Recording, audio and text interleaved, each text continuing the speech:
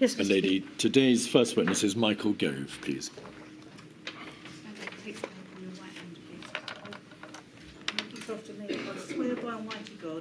I swear by Almighty God that the evidence I shall give shall be the truth, the truth, the whole truth, and nothing but the truth. and nothing but the truth.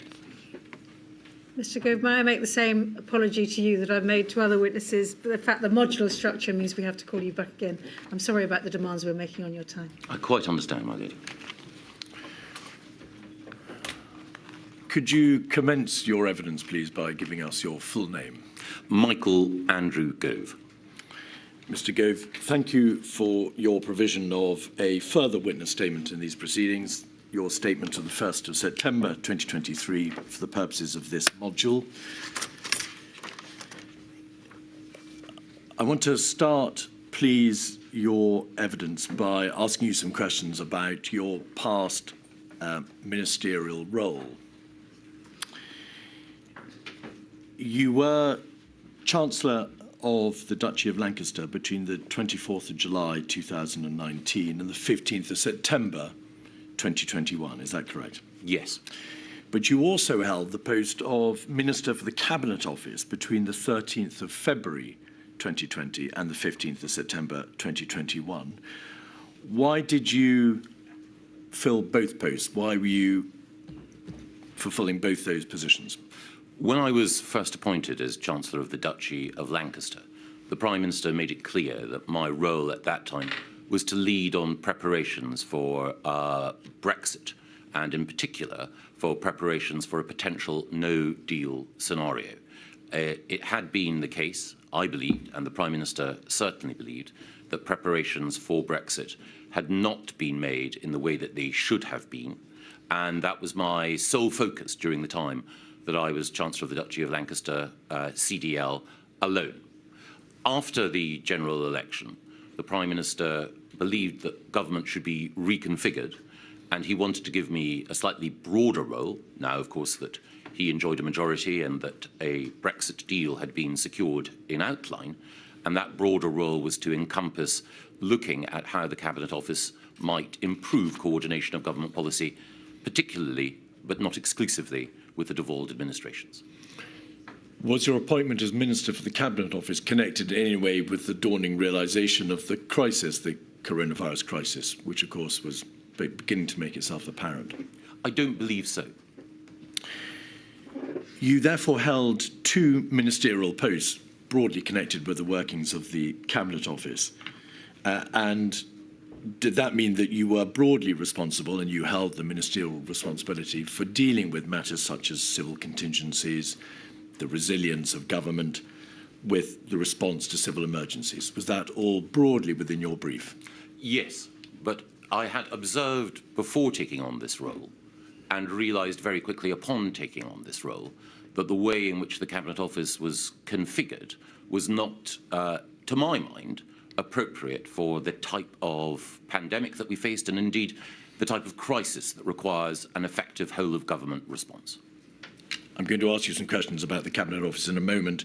Before I do so, and just to conclude the issue of your ministerial positions, then on the 15th of September 2021, were you appointed Secretary of State for Levelling Up, Housing and Communities, and also Minister for Intergovernmental Relations.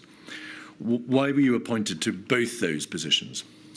The Prime Minister recognised that levelling up was a principal focus of domestic policy that had not, in his view, at that time, had the focus and drive devoted to it required. So he strengthened the department, which I took over previously, MHCLG, the Ministry for Housing, Communities and Local Government. We had an additional permanent secretary who was appointed on a temporary basis. I know it may seem odd to have a temporary permanent secretary, but Andy Haldane joined us in order to drive that activity. But intergovernmental relations, which had been exercised from the Cabinet Office, was added, and I think the Prime Minister believed that it was a complement to the work of levelling up across the whole United Kingdom to have a minister responsible for coordination with the devolved administrations. And what was the genesis of that ministerial position, Minister for Intergovernmental Relations. Had there been a review, in fact, before that time, into United Kingdom government union capability? Absolutely. Conducted by Lord Dunlop, Andrew Dunlop, originally commissioned when Theresa May was Prime Minister, and of course the experience during COVID reinforced the need for us to have a more coherent approach towards sharing information and coordinating policy across the whole United Kingdom. In broad terms, did your appointment as Secretary of State for Levelling Up and as Minister for Intergovernmental Relations mean that you were less involved in decision-making relating to COVID from that date of appointment, 15th September 2021? Yes. All right. Coming back to the Cabinet Office,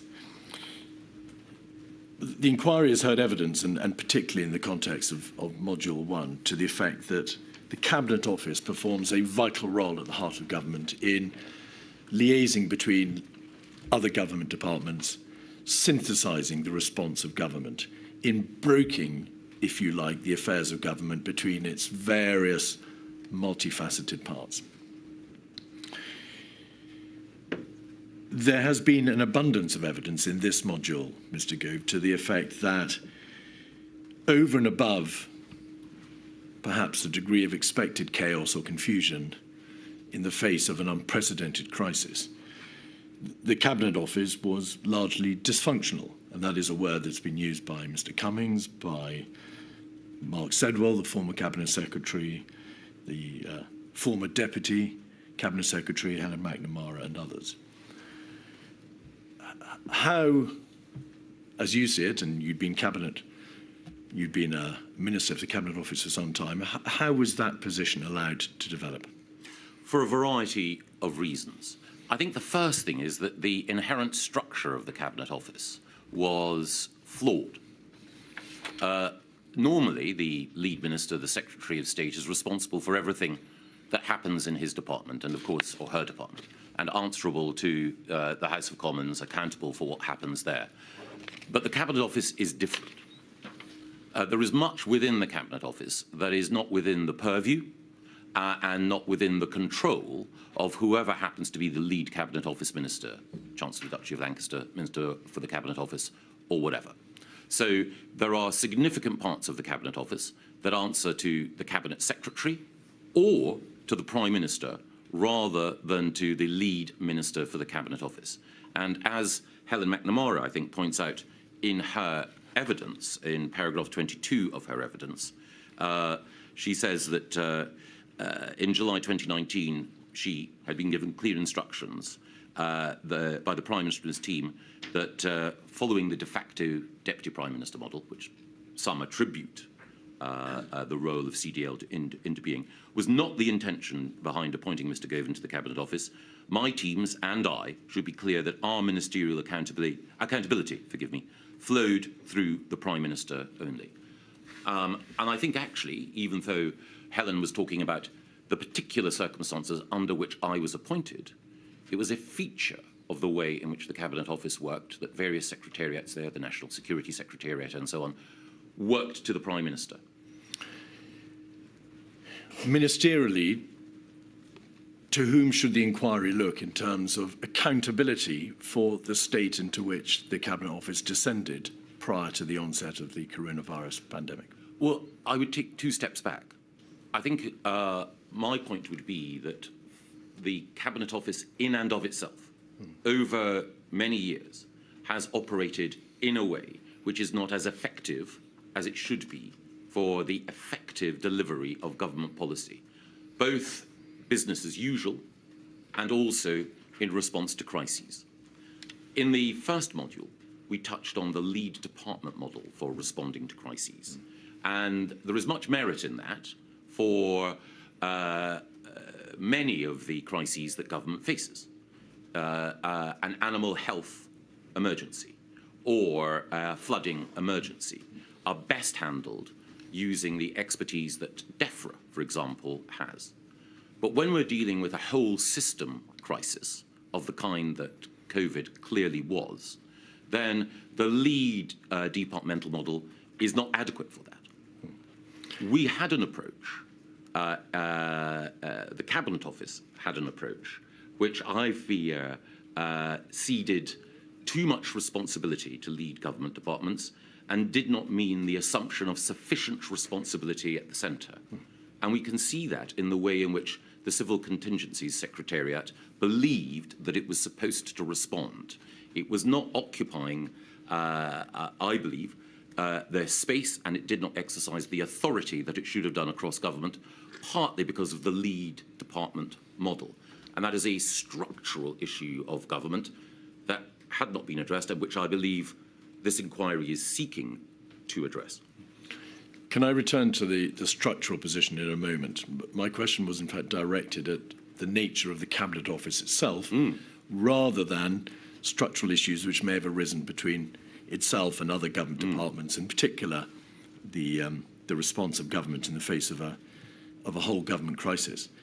The Cabinet Office itself has been described as dysfunctional, bloated, too many senior levels, too many Director Generals, a degree of duplication and confusion, a huge number of communications engagement staff, and so on.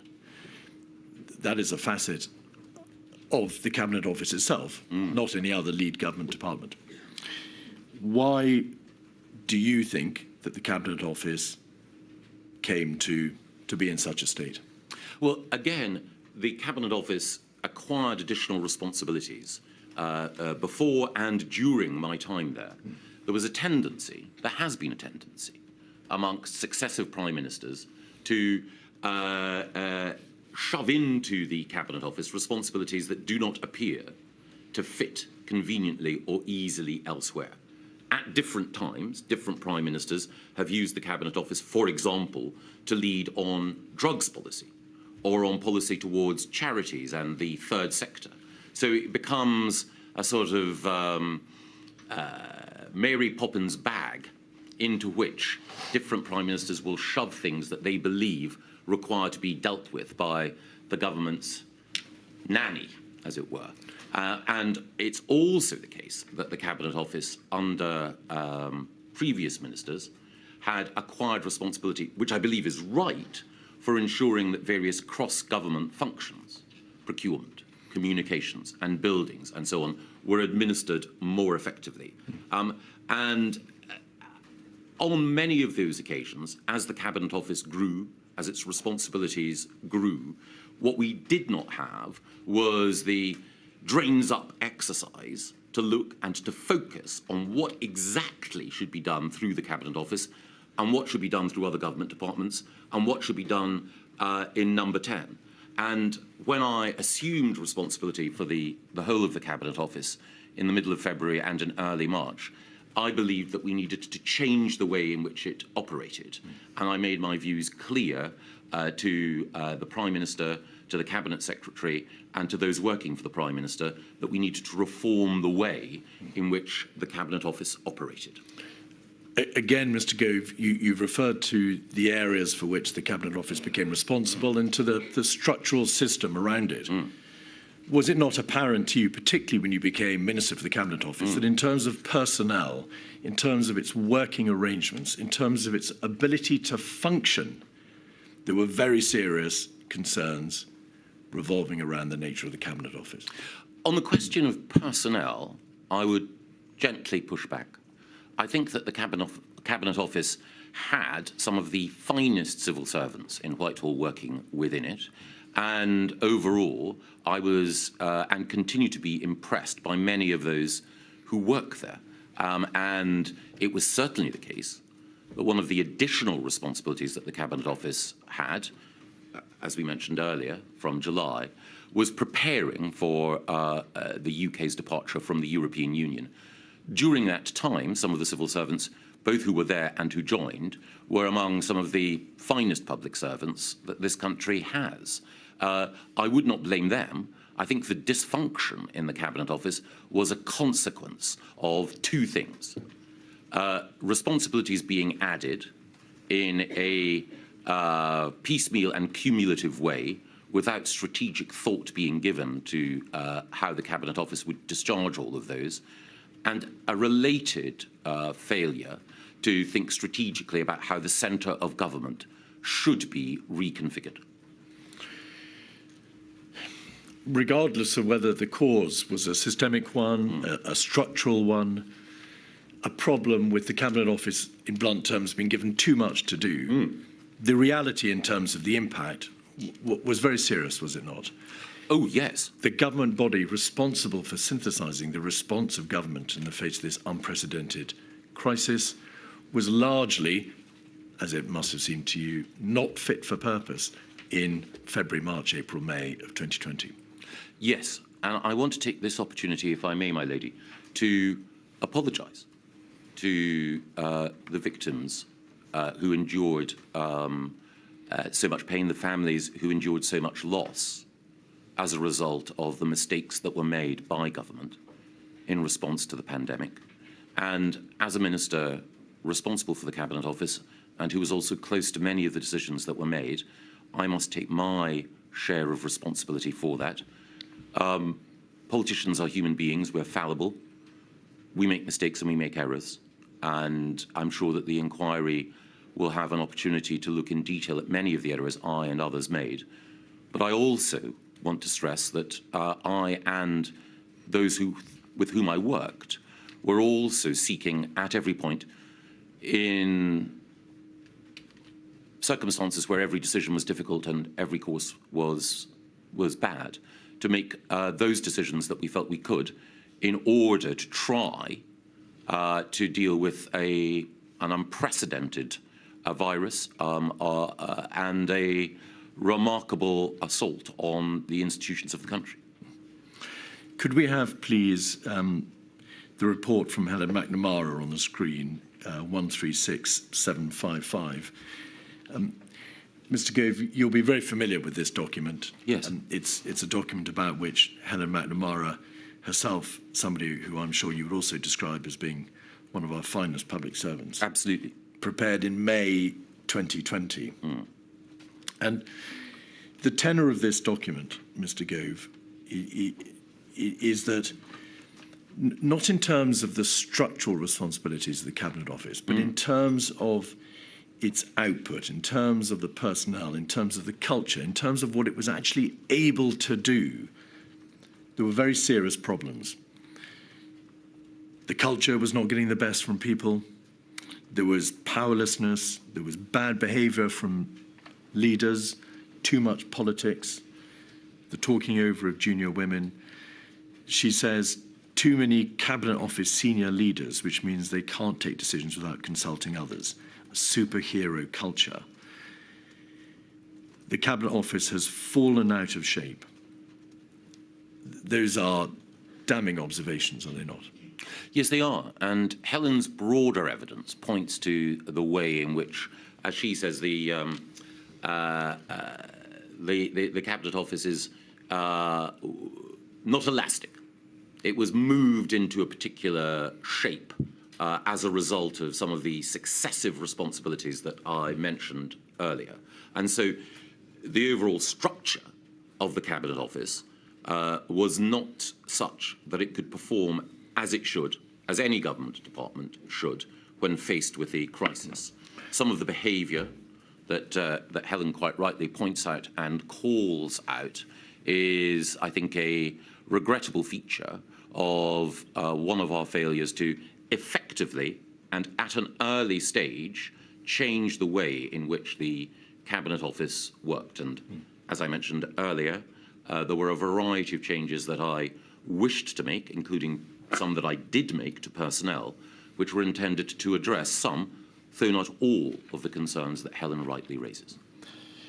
Right at the bottom of that first page, there are these words: sense that Cabinet Office has lost its way in making the Whitehall machine work for number 10, and then over the page,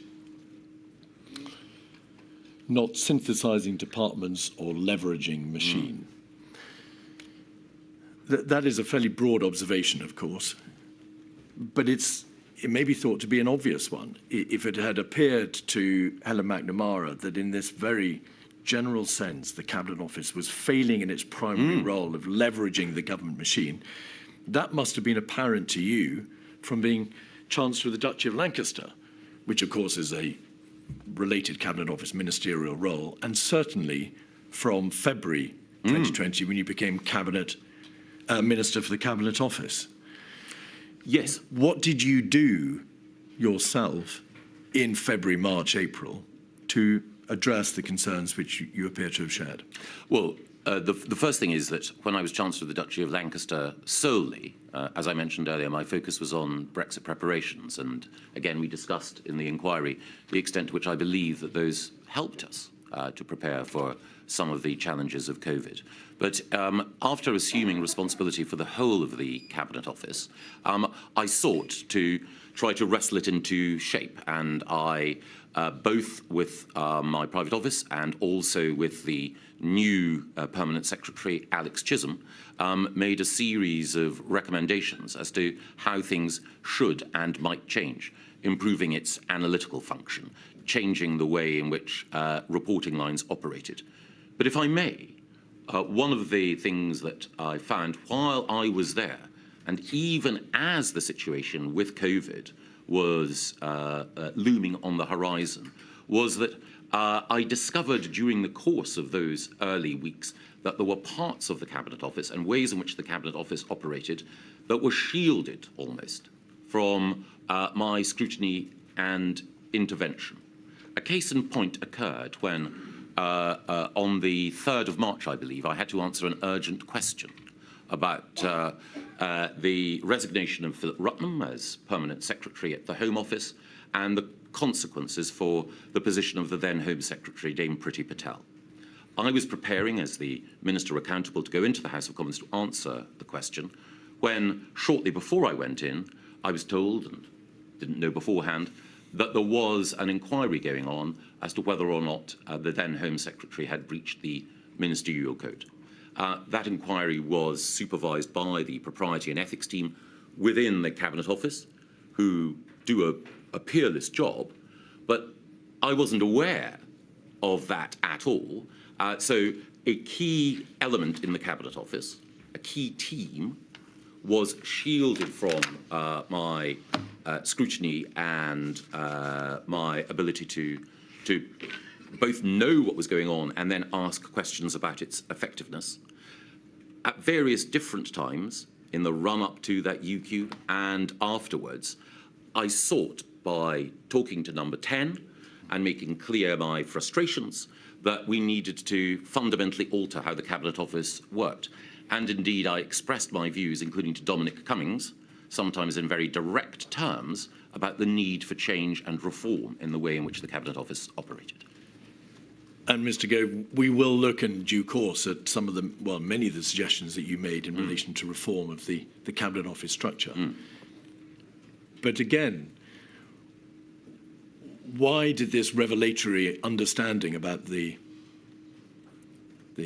state of the Cabinet Office not occur whilst you were Chancellor of the Duchy of Lancaster, that is to say, between July of 2019 and February of 2020?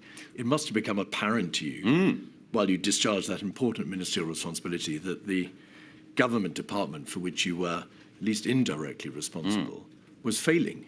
Well, the first thing is that my responsibility as CDL was to make sure that the inadequate preparations that we had made for our departure from the European Union were ramped up. And that was the principal focus of my work. It meant enlisting additional people from outside the Cabinet Office to come in. Already I was aware that in one area, a central area of government responsibility, government was not configured as it should be. I was, during that time, increasingly aware of some of the inherent dysfunction within the Cabinet Office, but it was only when I assumed full responsibility as MCO that it became clear to me quite how dysfunctional the structure of the organisation was. And as I mentioned earlier, there were parts of the Cabinet Office that, and perhaps rightly, considered themselves not to be responsible to or accountable to me, or indeed anyone who was CDL or MCO. And I used to refer to parts of the Cabinet Office as the dark side of the moon, because they were obscured from my gaze. if you were increasingly aware, as you say you were, why did you take no steps prior to March 2020 to address the problem? I was appointed to be MCO, I think, on the 13th of February. And I think within weeks, I was making clear to Number 10 and others. I mean, I apologise. Between July 19, when you were Chancellor of the Duchy of Lancaster, and March 2020, when you had your feet under the table of that new ministerial responsibility. Again, it's a nature of a feature, and in the nature of cabinet government, that you can make observations to the Prime Minister and to others about the weaknesses that you discern in other parts of government, but there are delineations of responsibility. So, did you, and I apologise for interrupting, did you make those observations between July 19 and February 2020? I made some observations informally about some features of how the government machine was operating, but at that time I was prioritising what I considered to be the role and mission that the Prime Minister had given me, and which I believed was absolutely critical. So as I arrived as Minister for the Cabinet Office, alongside being Chancellor of the Duchy of Lancaster, I had concerns, but I wanted to familiarise myself with the shape and structure in greater detail before then making recommendations for change. Normally, in previous cabinet roles, when I've arrived in departments and I've believed that there needed to be change, I've taken a couple of months before instituting what some of those changes are, because I wanted to make sure that I properly understood why things are the way they are, before then arguing for change. When I arrived at the Cabinet Office, it was rather quicker. There is a principle in politics, the principle of Chesterton's fence. Sometimes the existence of a particular institution or protocol seems irrational, but before you remove it, you need to understand why it might have been put there. And that applies in other government departments. Don't immediately rush to change things before understanding why they were there. Well, but as you say, while I was Chancellor of the Duchy of Lancaster, I became increasingly aware of the need for change. And then, as Minister for the Cabinet Office, I sought quickly to familiarise myself with those aspects of the operation of the Cabinet Office that I had not been directly responsible for beforehand, and became even more seized of the need for changing how it worked.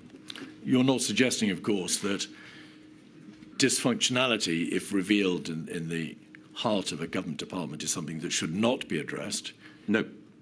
No, it absolutely should be addressed. Right. But my point is one born of experience, which is you need to understand why things are the way they are, that things which at first or even second glance within government or within any institution, which may seem a barrier to progress or may seem illogical, must have seemed at one point logical to someone. So you need to understand why things are the way they are before then saying, right, this needs to change, the justification has fallen away, the logic behind this decision no longer applies. Was it also apparent to you from February 2020 that there were very serious systemic issues in the heart of Number 10? The inquiry has heard a great deal of evidence about the toxicity, the atmosphere in Number 10, the behaviour of people in Number 10. You will be familiar with the references in the Cabinet Secretary's WhatsApps to it being like taming wild animals. Nothing in Mr. Case's past experience had prepared him for the madness. He'd never seen a bunch of people less well equipped to run a country. That could not have been hidden from you as Minister for the Cabinet Office, could it? I think Mr. Case's evidence... well, he hasn't given evidence yet. I think that WhatsApp refers to circumstances later in our response to COVID, but I entirely understand your point.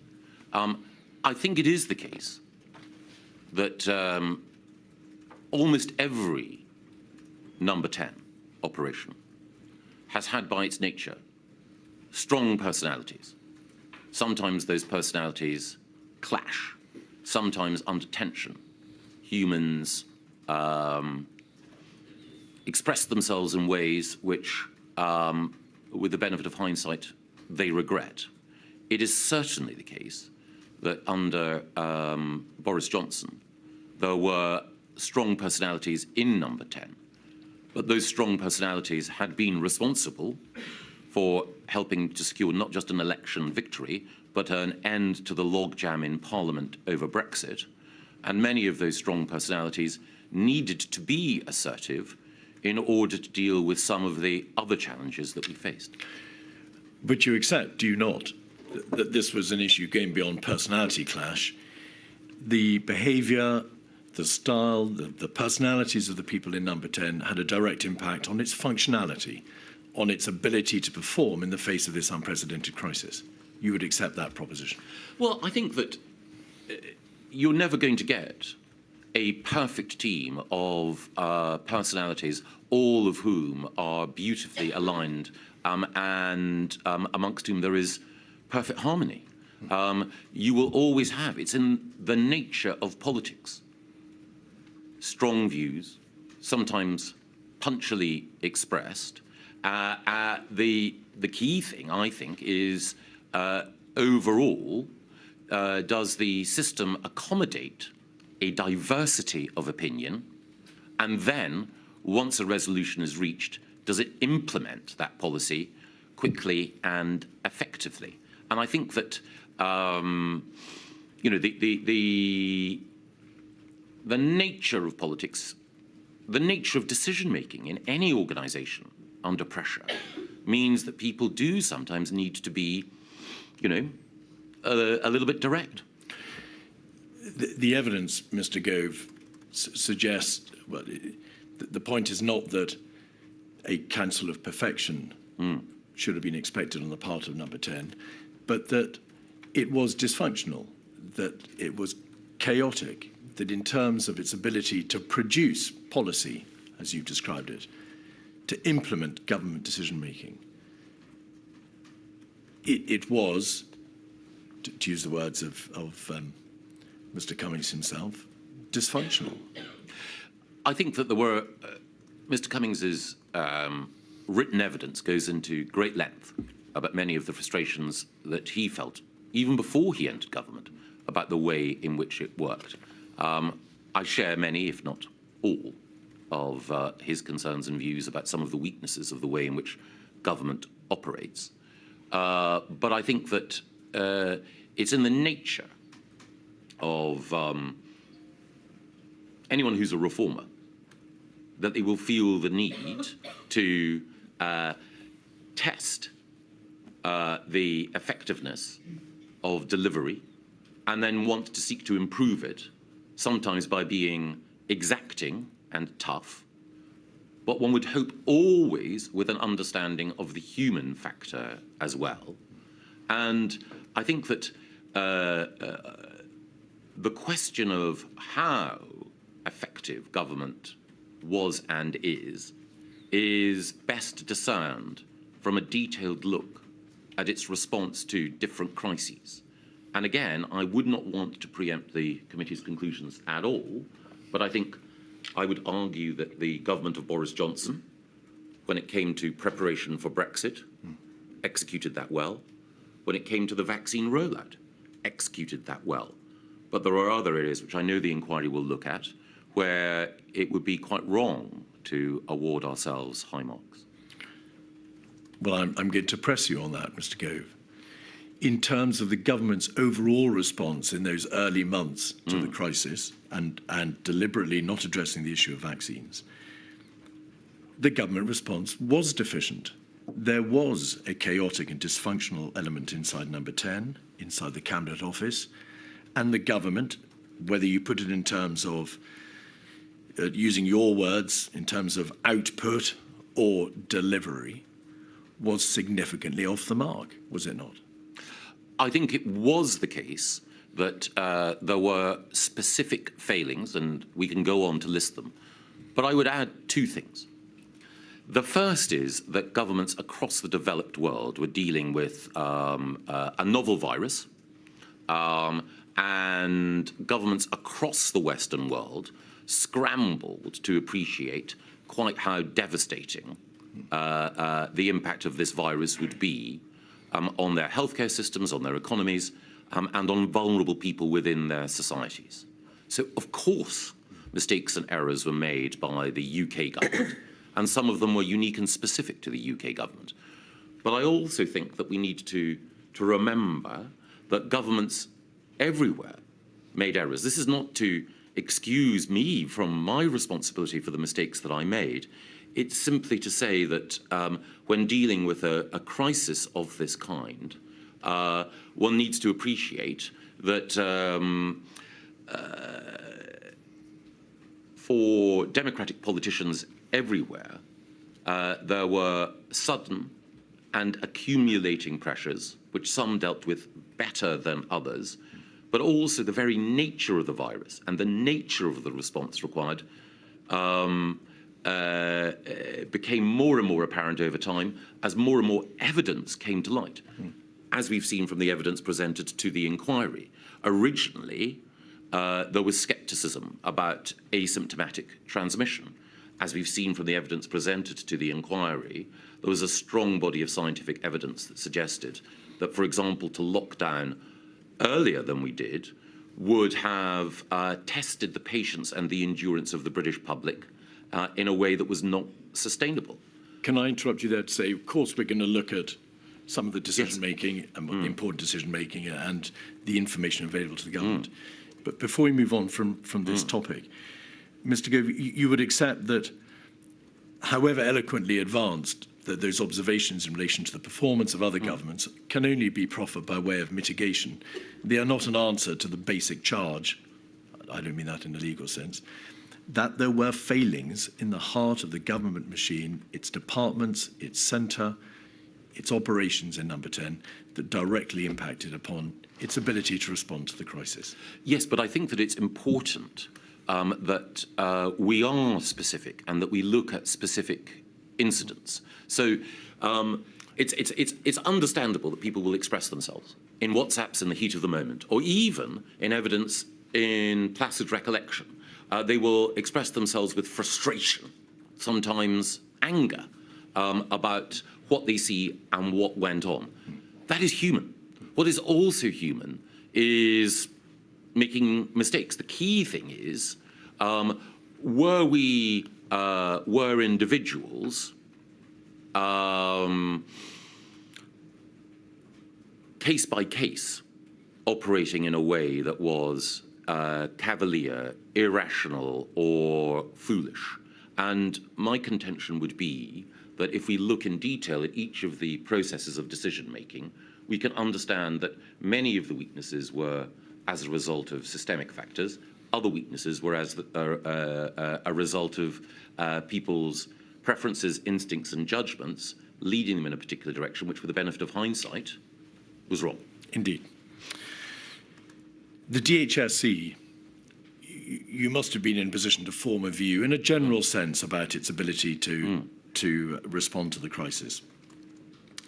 Evidence has been given in this module from Mr. Cummings, from Lord Sedwell, also by Sir Patrick Vallance, with particular reference to his diaries, to the effect that between February and May 2020, the DHSC was overwhelmed by the scale of the crisis. I don't wish to engage with you on the merits of the lead government department model. We must focus on the practical response, the practical ability of that department to be able to respond to the crisis. Would you agree with that proposition, that it was indeed overwhelmed by the scale of the crisis? I think I would put it in a slightly different way. I think that, and I fear I am having to go back to the lead department model, not as a shield behind which DHSC should be protected from criticism, but just broadly to contextualise. The first thing that I would say is that I have a very high opinion of the then and current Permanent Secretary at the Department, Sir Chris Wormold, with whom I worked at the Department for Education. The other thing that I would say is that I also, and I know not everyone testifying towards this inquiry has, I also have a high opinion of Matt Hancock as a minister. However, I believe that too much was asked of DHSC at that point, and it goes to the heart of one of the challenges that I mentioned earlier. We should collectively have recognised that this was a whole system crisis at an earlier point and taken on to other parts of government the responsibility for delivery that was being asked of DHSC at that time. I think with the benefit of hindsight, those within DHSC felt we can do it. We can meet this hour. And I think that while that degree of commitment and leaning in is admirable in spirit, the truth is that at an earlier stage we should have broadened responsibility.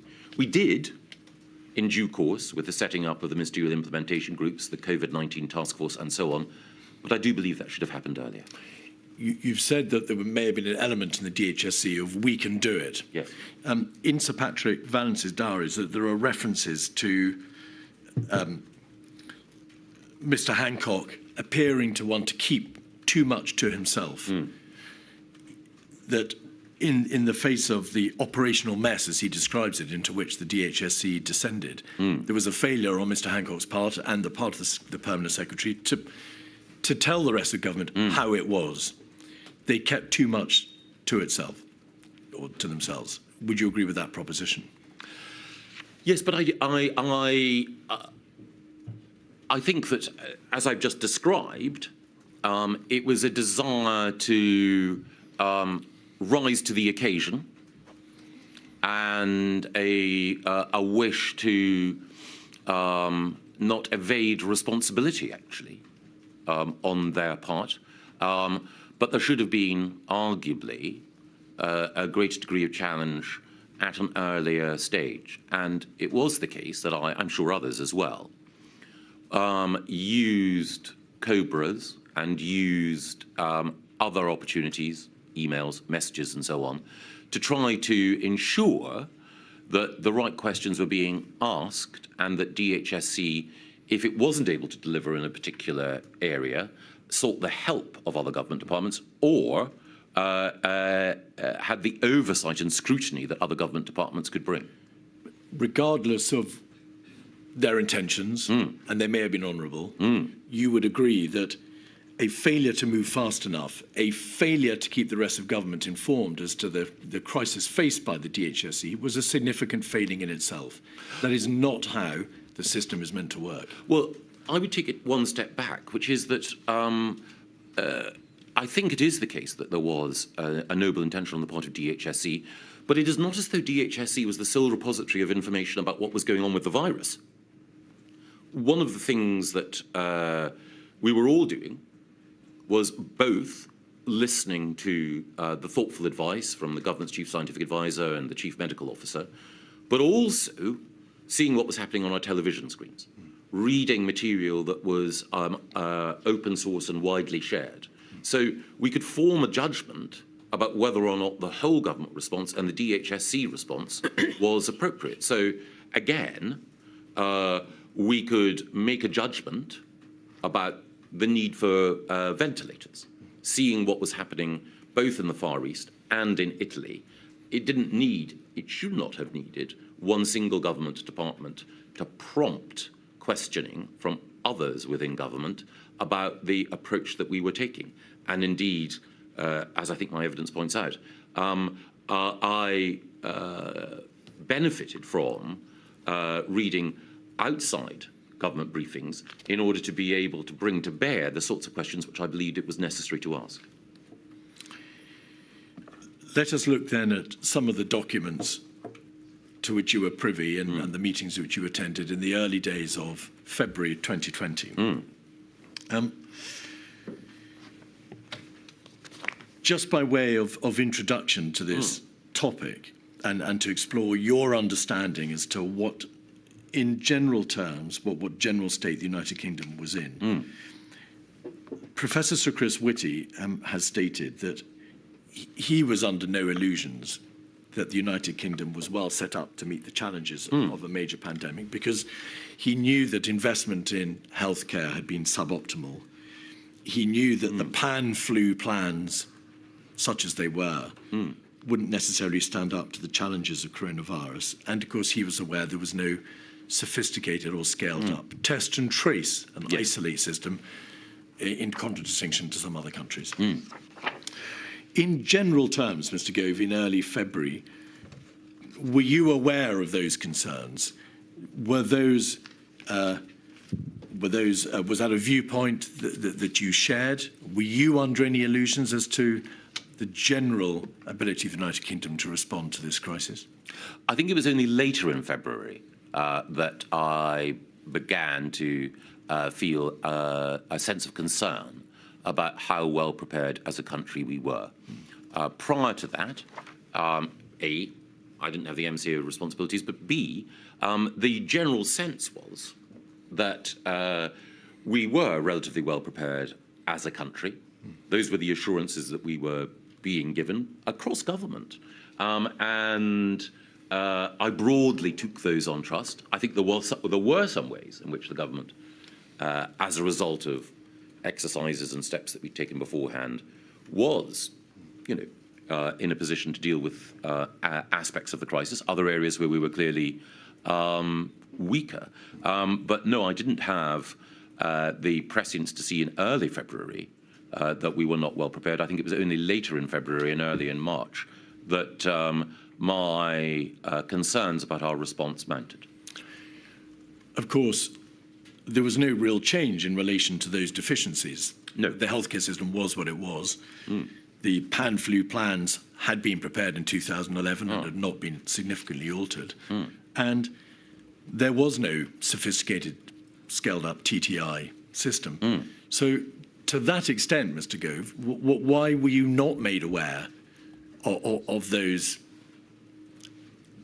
salient features, those pre-existing aspects of the government's ability to respond?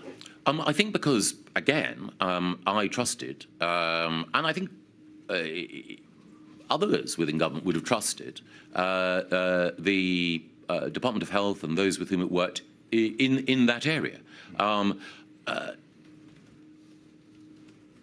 Even after I took on MCO responsibilities, which was, as we discussed, in the middle of February, I could not immediately, I think, have scrutinised every single contingency plan across government and tested it with the rigour that might have been deserved. Of course. And of course, we were in the middle of an evolving crisis, and as I mentioned earlier, and as is well known, while the plan for pandemic flu that had been developed was, had many strengths and virtues, it was in the nature of the virus that we faced that it presented a different set of challenges from those that pandemic flu Indeed. presented. But you would therefore accept that it turned out your trust in the system of government, your trust in, as you've described it, in the understanding that structurally the United Kingdom was well placed to meet the challenges of this new virus, were misplaced. It turned out we were not. We were not as well prepared as we should have been, ideally. I think that is true. Again, it's in the nature of the fact that the virus was novel. And indeed, I think, though this probably goes beyond the remit of the inquiry, there is a significant body of judgment that believes that the virus itself was man-made, and that presents a set of challenges as well. Forms no part of the terms of reference of this Indeed. inquiry, Mr. Gove, to address that somewhat divisive issue. So we're not going to go there. But I think it is important to recognise that the virus presented a series of new challenges that required both the science to adjust, and science by definition adjusts on the basis of accumulating evidence both about the operation of the virus and its effect on particular elements within the population.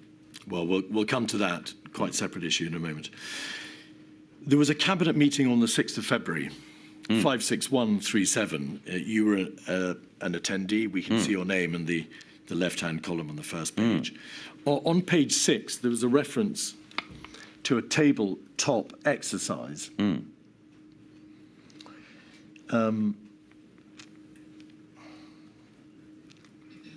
We should be able to see that reference, perhaps not on, therefore,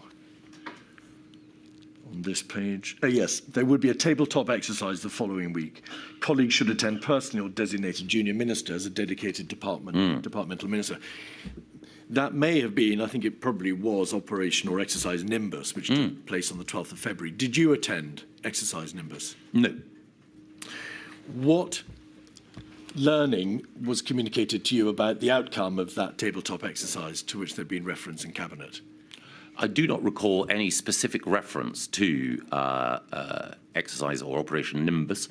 I do recall that after I acquired the responsibilities as MCO, a series of conversations with Catherine Hammond, the Director of the Civil Contingencies Secretariat, about some of the specific responsibilities that the Cabinet Office had.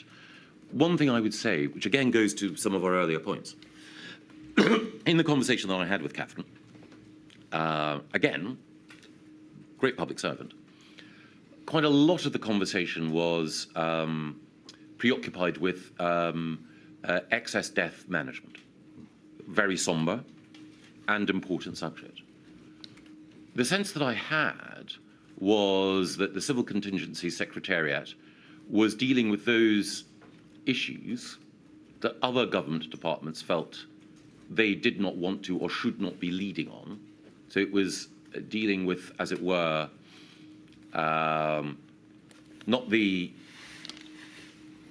full sweep of questions that it should be dealing with. And I was struck by the fact that Cabinet Office, instead of assuming that broader coordinating role, which I would have assumed that it did, was instead being expected to deal with, admittedly, a hugely important section of our response rather than the whole of the response. What other matters, what issues should it have been dealing with? Well, my belief, and this is what eventually came to pass, is that it should have been the case that Cabinet Office should have been in a position with the resources and the structure in order to be able to more rigorously interrogate and then take control of the response to crises that other government departments, as lead government departments, had arrogated or had been allocated to themselves, or had been allocated, I should say. And therefore, we may presume from your evidence that it did not do those things. Can I ask you what your understanding was in a very broad sense about the nature of the work done by the CCS? Because the material, as you rightly identify, shows that the CCS, the Civil Contingency Secretariat, was concerned with planning for excess death management. Yes. I mean, what a terrible euphemism. Yes. It was dealing with issues such as body bags. Yes. And the care for and the looking after of dead bodies. Yes. It was concerned with the promulgation of a pandemic, in fact, a flu pandemic bill. It was concerned with the surge capacity within the NHS and with the financing of the care sector. Yes. But there was no consideration of possible countermeasures at that stage, or in a broad sense of infection control matters. Yes. Is that the area to which you're referring when you say there were areas it didn't address? A part of it, but it's even more a prior question, which is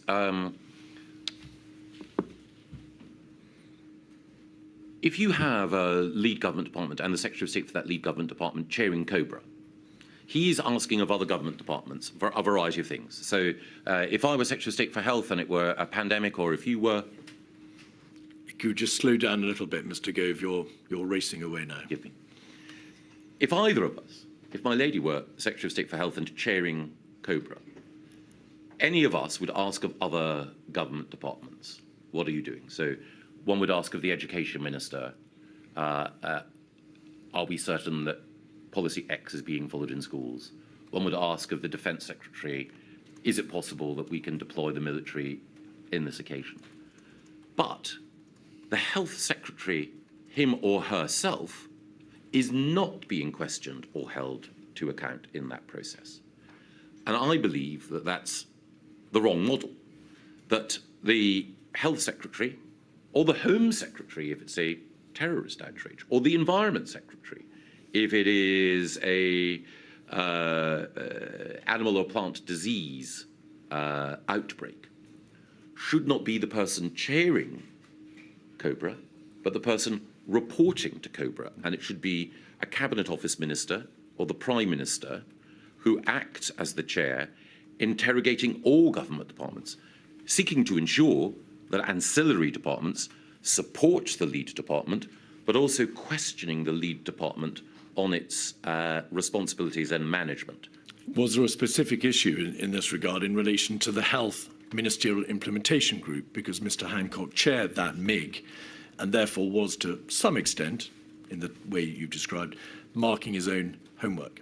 Yes, and I would say is a structural weakness because, as I mentioned earlier, I have a high opinion of Mr. Hancock and believe that many of the decisions that he made were right and displayed foresight and wisdom. You've acknowledged that when you discuss these issues with the Civil Contingency Secretariat, yes, and we must presume from the fact that you said you approached them and you spoke to them that you were engaged in this issue, it was something that you were looking at. Was it apparent to you that there was no real debate about infection control being carried out within the CCS, that it was focusing on, and I don't mean this disrespectfully, ancillary issues such as the management of dead bodies, legislative proposals for dealing with public order in the face of a flu or coronavirus pandemic, and admittedly surge capacity within the NHS? In central government terms, there was no real consideration of how do we stop this virus from spreading, of what infection control measures need to be thought about and then put into place. What was your reaction? Yes, I would not want to overstate either my knowledge or my prescience. All that I felt when I was talking to Catherine is, A, as you say, the whole issue of excess death management is sombre, chilling, scary. Also, why is this assuming so much of the Civil Contingency Secretariat's time and time in this conversation when there are so many other aspects of dealing with this emerging pandemic that require to be addressed? What I could not say, because I did not know enough, is who's dealing with X, who's dealing with Y, who's dealing with Z, because appreciating the need for infection control, non-pharmaceutical interventions, therapeutics and so on, was something that I only became more acquainted with as the crisis developed. In this cabinet meeting, you will see 2 or 3 lines above the reference to tabletop exercise. The words, the central point to make was that the government had a plan to deal with this illness, and this was guided by science. Yes. I don't intend to ask you any questions about the doctrine of following the science, but what was the plan, as far as you understood it, that the government had in place to deal with the illness? What plan? You must have asked yourself. Yes, and the plan, and this was again emphasised in COBRA, was a plan to delay and contain the spread of the disease. The disease, however, overwhelmed that plan, to put it mildly. How delay, how contain, Mr. Gove? What was the plan for delaying, for practically stopping the spread of the virus into the United Kingdom and then containing it thereafter to the extent that containment, delaying it thereafter to the extent containment was lost. What were the nuts and bolts of that plan, as far as you understood it to be? That we should use testing and contact tracing in order to monitor the spread of the disease and that seek to isolate those who were infected. You understood, of course, that that system dealt only with index cases, a relatively small number of travellers who had come into the United Kingdom, and that there was, beyond the first few hundred, absolutely no system for testing, tracing and isolating. Quite. And not only was the system at that time proven to be inadequate and overwhelmed, there were subsequent problems with testing and contact tracing throughout the pandemic. I would only add, however, that the initial evidence that ministers were presented with was that there was a low likelihood of asymptomatic transmission, and obviously we subsequently discovered, we all discovered that was not the case. That is to do with the overarching understanding of the characteristics of the virus, but focusing on what the Cabinet was told by the CMO about the nature of the plan. This was plainly a matter of the gravest concern, and you were being assured, don't worry, we've got a plan. Yes. And I want to ask you, what was your understanding of the mechanics of that plan beyond, well, we're going to contain it and delay it? That principally, but also that we had, as Chief Medical Officer, one of Britain's foremost epidemiologists, that we had a robust system within the NHS of providing surge capacity at certain moments, and that we had stocks of some of the drugs that might prove efficacious and of PPE. Of course, it was in the nature of our preparation that our preparation was for a flu pandemic, and that the PPE and drugs that we had were aligned with that type of pandemic, not the coronavirus pandemic, as it turned out. Even at that stage, Mr. Gove, it was known to everybody there was no antiviral or no therapeutic for this coronavirus. So that could have been of little solace. In terms of how it was envisaged that if the virus spread beyond the handful of travellers and index cases, infection control measures could be put into place, what debate was there? That debate only intensified or really took place later. I'm so sorry to interrupt. There was no debate about the nature, the existence of infection control measures at this stage in early February. Well, there was an observation or a series of observations about what was being done in East Asian countries, and particularly in China. And again, a central question that I know many of us will be asked to address is the wisdom or efficacy of lockdown.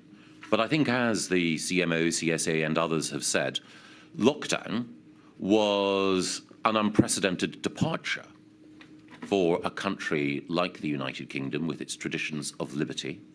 Normally, it would be the case that those who were infected, and visibly so, would be isolated, not an entire population being locked down. It was a very, very significant step, I believe, right and justified given the nature of the virus, but nevertheless a momentous one. And again, we were looking at emerging evidence at that time. And again, I would stress that the burden of the advice that we were being given in early March was that thinking about locking down the population was not just a momentous step and a significant departure from what had gone before, but a policy that would have to be introduced with care, because we could not expect the UK population to endure those restrictions for too long. We will return, of course, to the issue of lockdown. But for present purposes, it wasn't, of course, a decision that was made until the 23rd of March. Indeed. And not debated, in fact, at a serious and high level until probably 2 weekends before, the weekend of the 14th, 15th of March. You accept, therefore, Mr. Gove, that whilst debating the spread of a new coronal viral outbreak, acknowledging, as you have done already, that there was a dawning realization that there were no practical measures that could stop its spread, no TTI, sophisticated TTI system, that the virus, once it got out of China, would be impossible to be limited, to be kept away from our shores.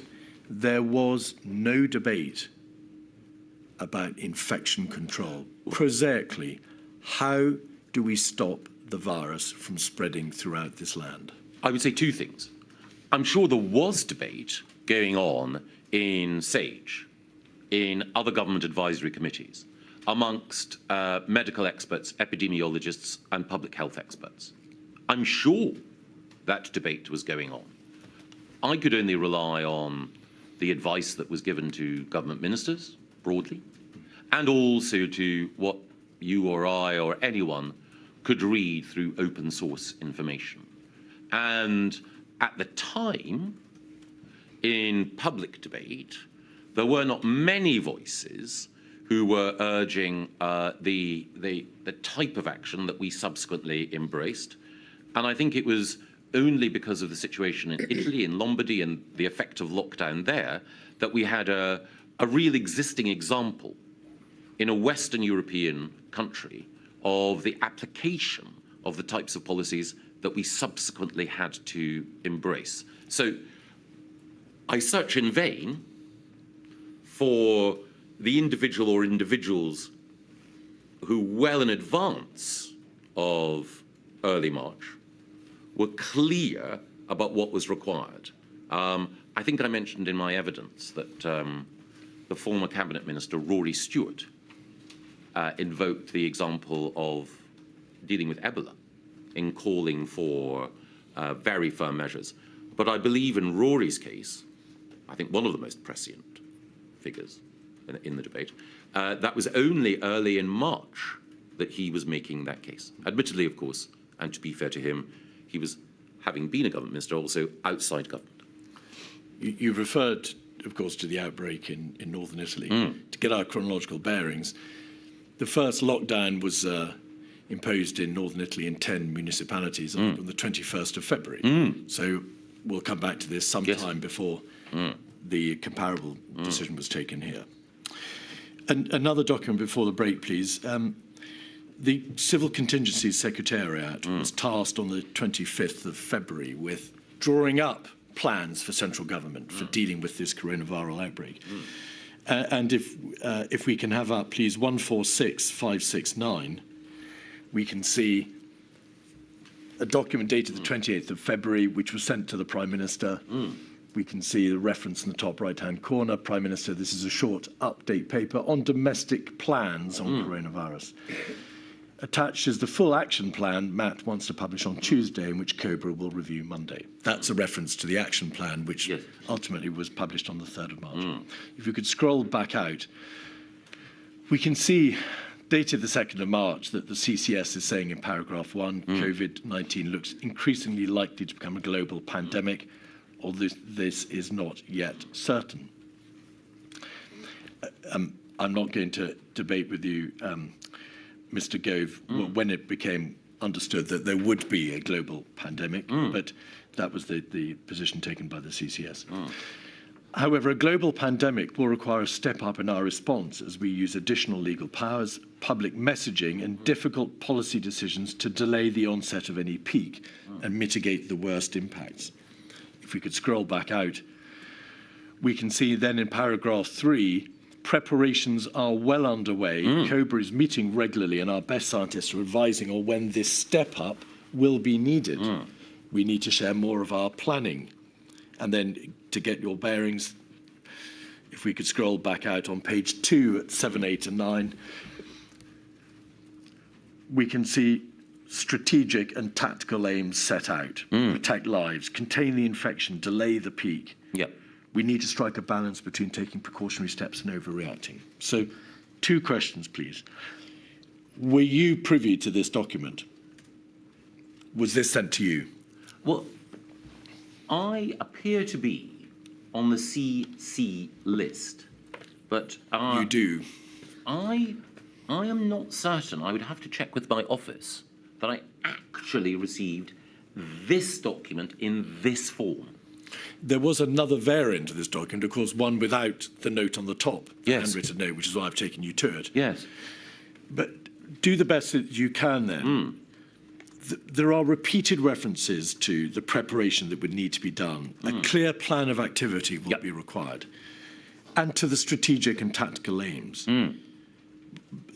At this time, at the end of February, which is over a week after the lockdowns have been imposed in Italy, were you struck by the absence of detailed infection control plans, the practical measures which ultimately, of course, were imposed?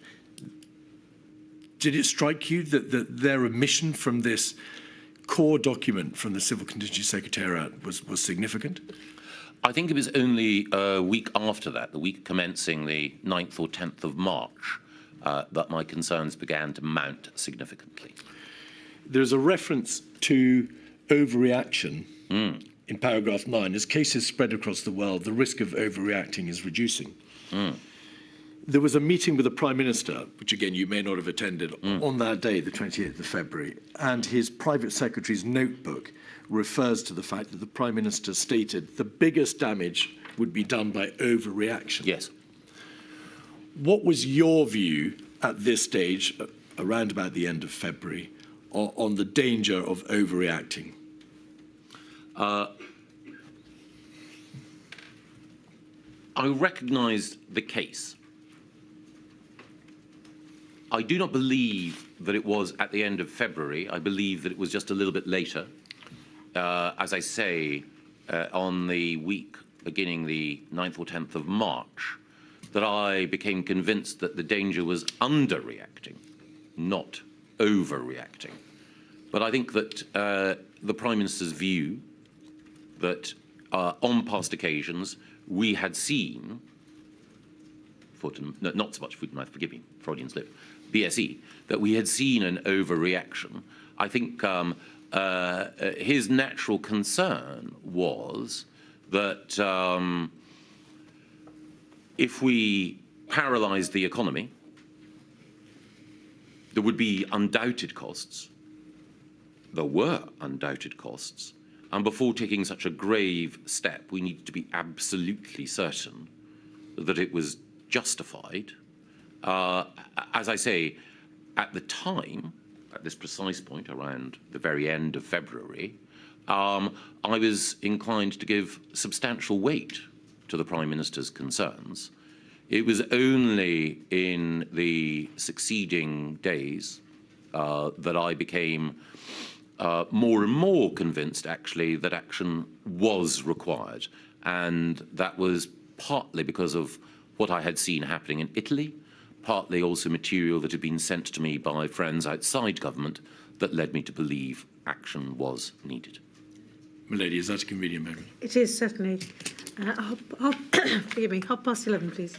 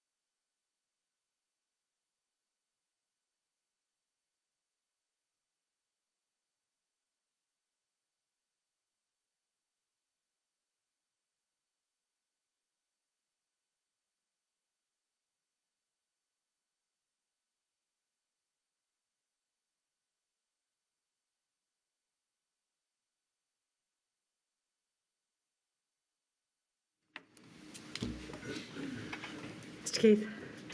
Mr Gove, during the course of the morning, I was asking you some questions about dysfunctionality at the heart of central government, in particular in some of its government departments. And I asked you, I said, I'm going to press you in relation to the areas in which you said it would be wrong to award yourself and the government high marks. And you said, I think it was the case that there were specific failings, and we can go on to list them. Rather rudely, I didn't ask you to list them. Could you list them, please? I don't think I can exhaustively. I think that I believe that we were too slow to lock down initially in March. I believe that we should have taken stricter measures before we eventually decided to do so late in October. I believe that while it was admirable that we succeeded in building testing capacity so quickly, that the strategic approach to who should be tested and why and what our tests were for was not as rigorously thought through as it might have been. I am also concerned that we did not pay enough attention to the impact, particularly on children and vulnerable children, of some of the measures that we took. I also believe that the approach that we took towards PPE procurement deserves, at the very least, a reflection. Thank you. On the 2nd of March, there was a COBRA. It was the first one chaired by the Prime Minister. Yes. 56217. Do you believe that the Prime Minister should have chaired earlier COBRAs, not for the purposes of reaching a different outcome in terms of the work done by COBRA, Mr Gove, but in terms of giving a greater impression that the crisis was being taken seriously? Or are you agnostic on this issue? Not quite agnostic. In an ideal world, the Prime Minister or another minister who was not the Secretary of State for Health, this is not a personal comment about Matt Hancock, simply about the role as we discussed earlier, should have chaired it. But I do believe that the Prime Minister chairing it on Monday, the 2nd of March, was wise and right. Page 5, paragraph 2.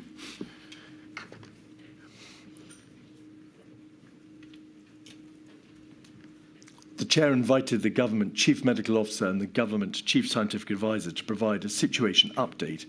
The CMO said that contact tracing for the source of infection for the last 2 cases in the United Kingdom had not been successful, and that in both France and Germany there was now sustained community transmission. So this is the 2nd of March. It's about a week or 10 days after a lockdown has been imposed for the first time in the 10 municipalities in Italy. There have been cases within the United Kingdom since the beginning of January, the 30th and the 31st of January, in fact. And the COBRA, the primary crisis response body for the United Kingdom, is being told contact tracing for the source of infection for the last 2 cases has not been successful, and there is sustained community transmission in France and Germany.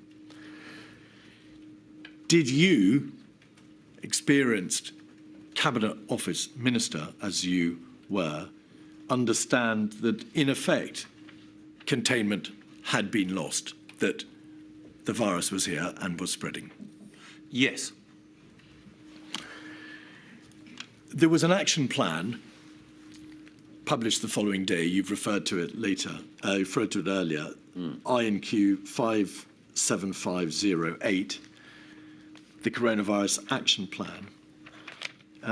This was, and we'll come to this in a different context later in the course of your evidence, a document, a publication to which all the devolved nations had contributed.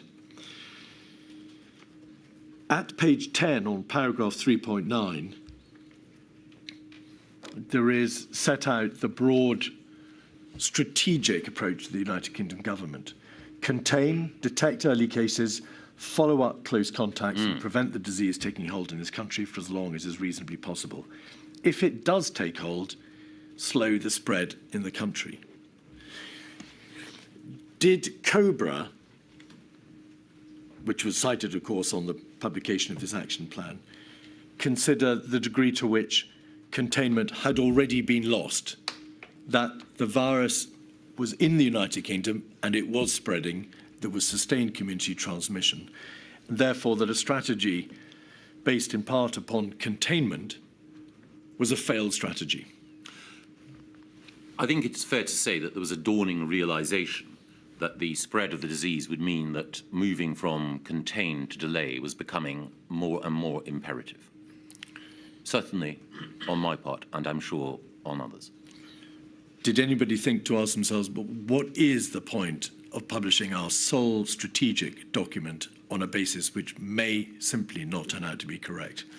I think it was the case at that time that there was a growing realization, but it was not universal. This was a document, of course, agreed by all four governments, into which a degree of close working had gone. And this was the plan overall, as had been drawn up in the weeks and days beforehand. So I think it's fair to say that in laying out how the government sought and planned to approach the pandemic, that it was right to show our working, as it were. On page 4 of paragraph 1.1, there is a reference to the United Kingdom being well prepared to respond in a way that offers substantial protection to the public. That turned out not to be the case, did it? Certainly we were not well enough prepared, no. Going back to the COBRA document the day before, the meeting of COBRA 56217, on page 5, paragraph 3,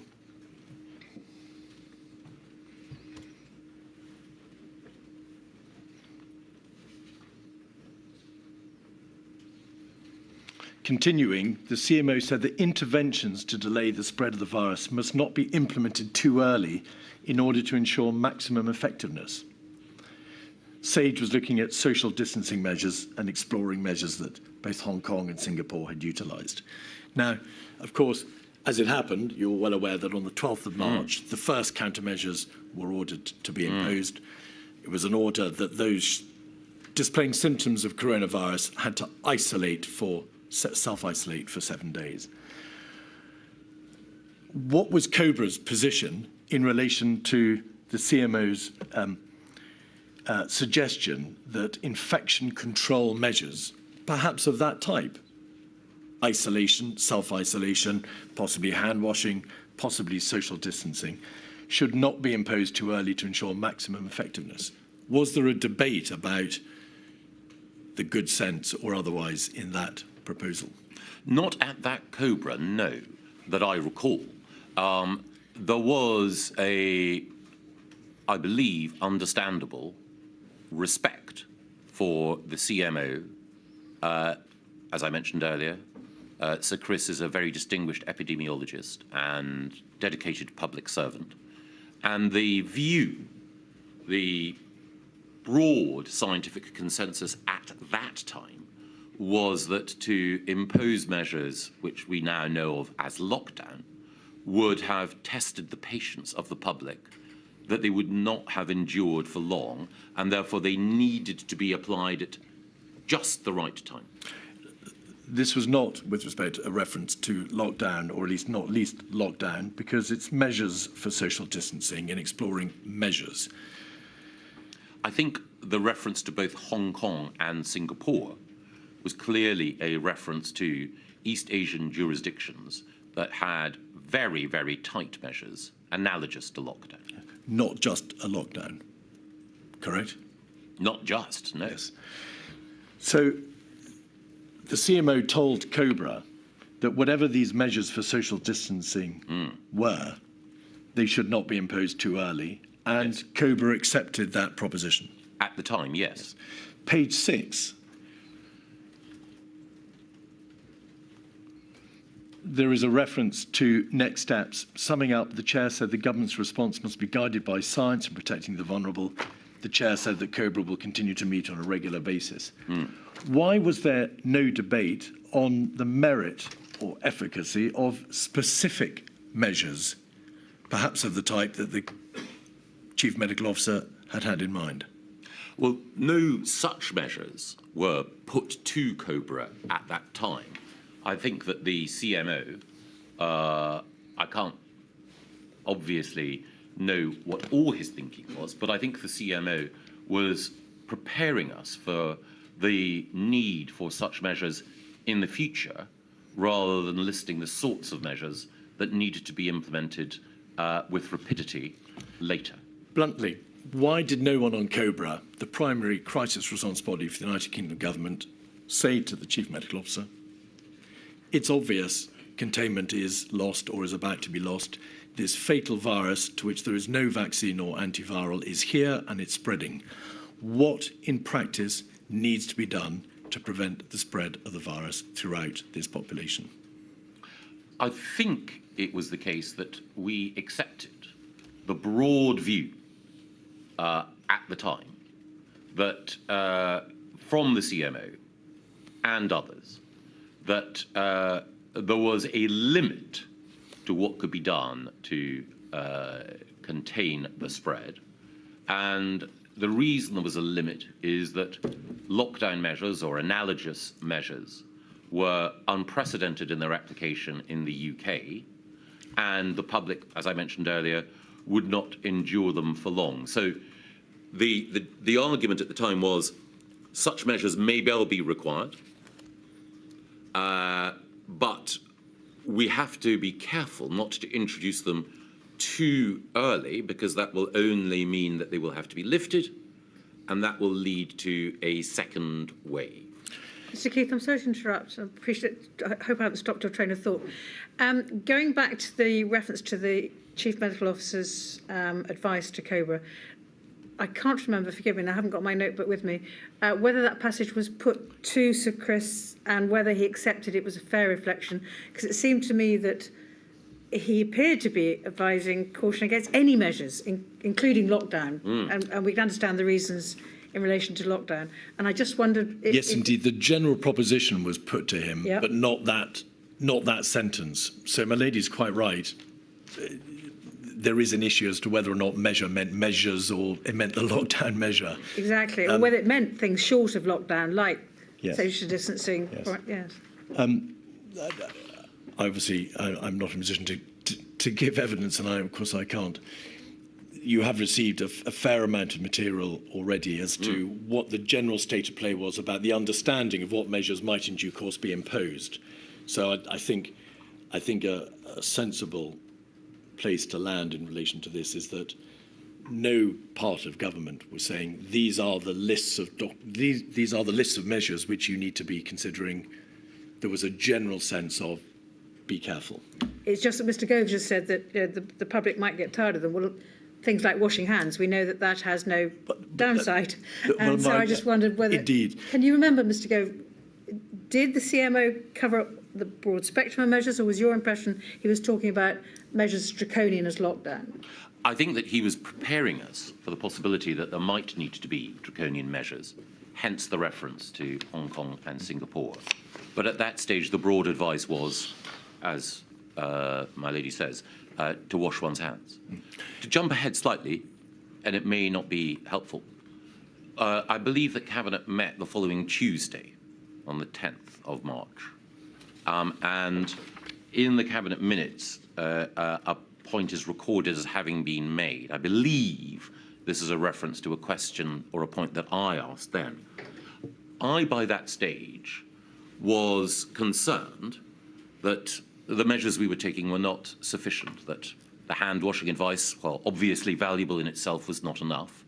And I think the Cabinet minutes record my saying that we needed to look at what other countries were doing, and we needed to be clear that there was a potential divergence of scientific opinion that needed to be taken account of. I wanted to balance both respect for the CMO and CSA, their distinguished scientists, I'm not, but with a desire to say we do need to recognise that the course that we are on needs to be altered. And of course, advice is advice, as the scientists and the CMO himself and the GCSA have been at pains to tell the inquiry. The ultimate decision makers were Cobra and, of course, above Cobra, ministers, and above ministers, the Prime Minister. But one final question on this point, and it's a question prefaced in my lady's question to you. Yes. There was a general understanding, of course, that there were measures available.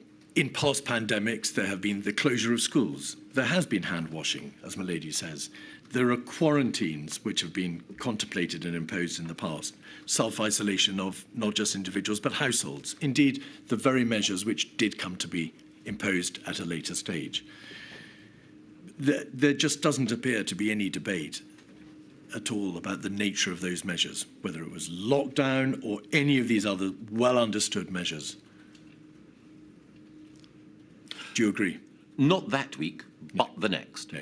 And of course, you did have a growing concern, as you said in your statement, about whether or not tougher measures were required. And that goes to the same point. On the 10th of March, you emailed Mr. Hancock and Mr. Cummings 263380. And you detailed a list of questions that you required answers to. Just following up from Cobra yesterday, I think the DHSC team are doing a great job, but I want to follow up on some of what was being discussed yesterday. And you raise a number, if I may observe, of very good questions. You ask about resilience in the food and hospitality sector, what to do about people who've got mild symptoms, ICU capacity, equipment, over the page. Education, 111 calls, hospital organisation, screening, temperature screening, ditto and public gathering. I'm all for schools staying open. But what is the published scientific reasoning of, say, Spain that suggests they may have the closure of schools in Madrid wrong? We must, of course, be guided by science, but that involves testing the propositions and weighing up different choices, cognizant of the fact that, of course, advice is advice and you are the decision makers. These questions, Mr. Gove, appear to indicate that you were raising them because they had not been properly ventilated in Cobra. They were not being properly addressed by government, which is why you were reduced to writing to Mr. Hancock and Cummings directly and saying, what about these issues? Why had the system required you to have to take this step? I think, in fairness, the email followed on from a Cobra discussion in which some of these issues... It did. I read out the first line, following the Cobra yesterday. Yes. And so I had a chance to reflect on some of the discussions that we'd had then, and these were questions consequent on that. It will often be the case that in a Cobra or a Cabinet Committee meeting, certain issues will be raised, and then as I have a chance to reflect afterwards, other questions occur to me which need to be addressed to follow up, and it seemed to me the most timely and efficacious way of driving change was to email both the Health Secretary and the Prime Minister's Principal Advisor direct, and again, both at the beginning and at the end, I stress that some of these questions may already have been addressed, and therefore, if what I'm saying is superfluous or off-beam, I apologise, because I recognise that there would be activity going on within the Department of Health and indeed decision-making within Number 10 that I might not be cited on. Mr. Gove, none of these questions are formulated in terms of the point was made yesterday or something was said yesterday, and I just want to follow up with a question. It is this. These are all, if I may say so, very good but obvious questions, concerns that you've got. There is nothing here that suggests that they were debated in detail or at all the day before. Specifically, each of these questions. Many of them were, including, as I mentioned, the 111 line and equipment overall. Because both Dominic Cummings and Matt Hancock were in the meeting, I would not have needed to have said in the email, as we discussed, or this issue was raised.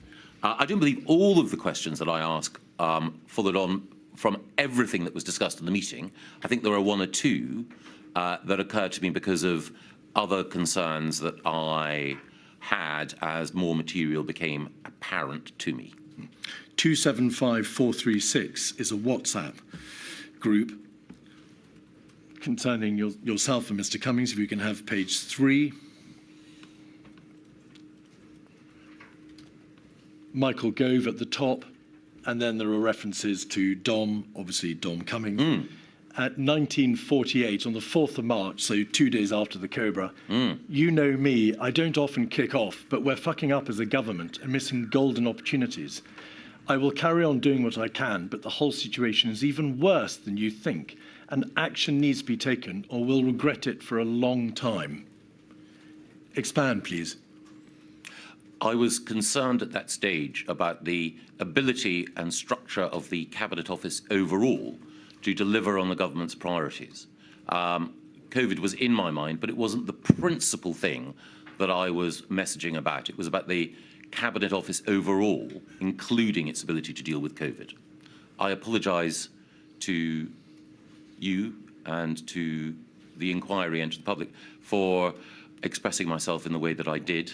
I'm sure that you'll understand that this sort of thing happens. Well, speaking for my part, no apology is required. But the point is, Mr. Gove, you are obviously concerned about the general position of the government. And yes. On the 4th of March, what yes. was the most pressing concern of government? Well, it was the coronavirus, but I was concerned about the Cabinet Office overall. I don't want to suggest that I was a perfect clairvoyant, very far from it. But it was the case, and I think I also emailed Mr. Cummings around this time as well to point out some of what I believed were the defects in the way in which the Cabinet Office operated. And I made the point then that the situation with coronavirus would only further expose the weaknesses in how the structure of government was set up. On 11/03/2020, 1853/45, Mr. Cummings refers to the Cabinet Office in terms in which he has, in fact, repeatedly referred to it. But he says this: they told us they had plan, and you say, indeed. What plan? A plan for what, Mr. Gove? I believe that Dom was referring then to a plan for the pandemic. Right. You were the Cabinet Office Minister on the 11th of March, on the breaking of the coronavirus wave upon this country. You are speaking to the Prime Minister's chief advisor, and you are agreeing that the Cabinet Office appears to have a deficient plan or no plan for addressing this unprecedented crisis. That is a terrible state of affairs, is it not? It is a deeply regrettable state of affairs.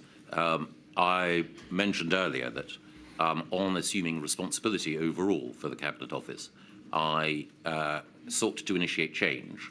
And as I say, I assumed responsibility on the 13th of February and then immediately sought to recruit additional personnel from within and without the civil service to support change, ordered a zero-based review of the Cabinet Office, asked for an improved analytical function.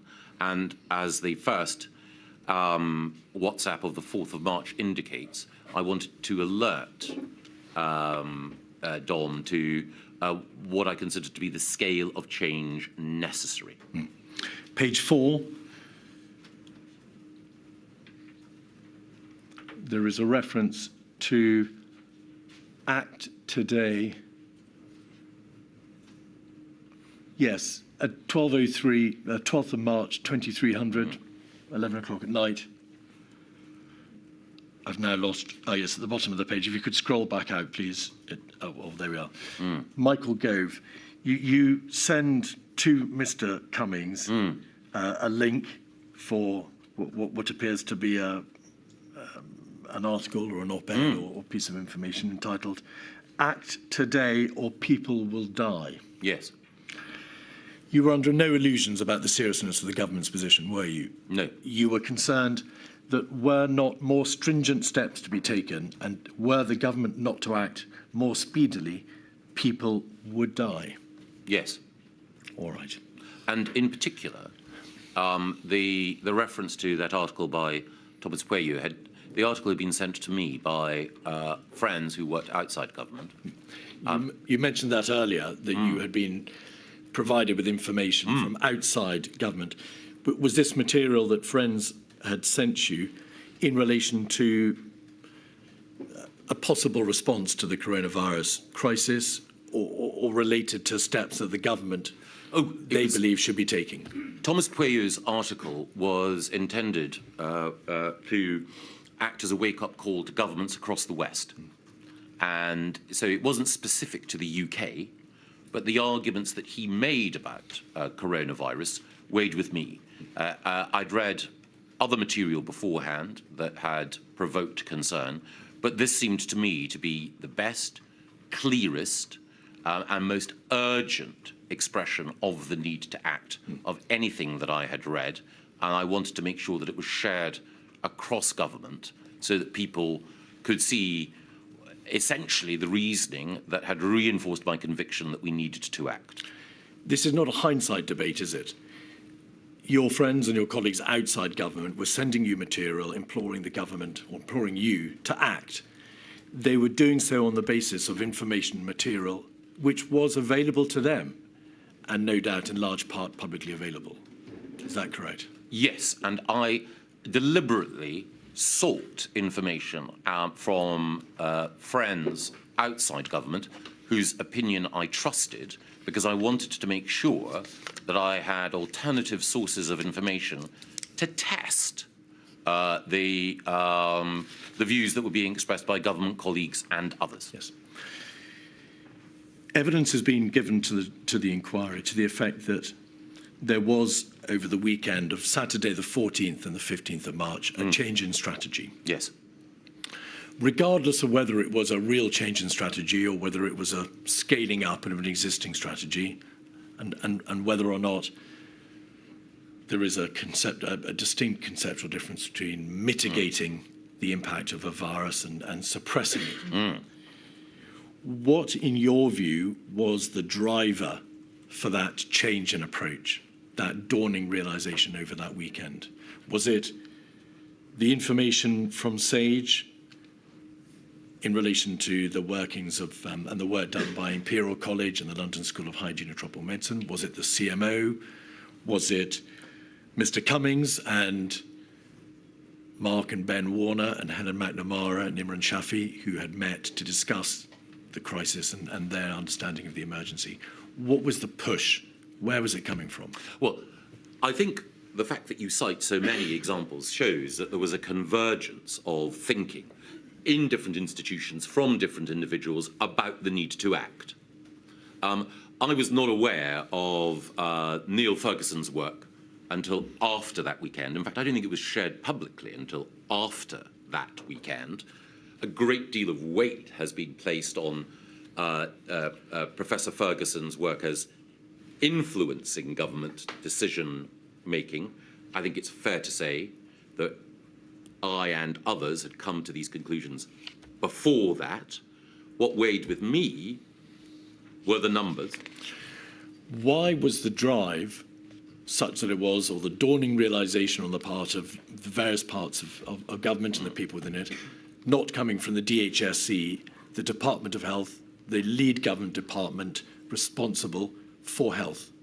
I do believe that that weekend, as I recall, the Secretary of State for Health was also, like me, keen on the exercise of greater caution when it came to dealing with the virus, and was, like me, I believe, an advocate for very uncomfortable restrictions on civil liberty in order to deal with the health emergency.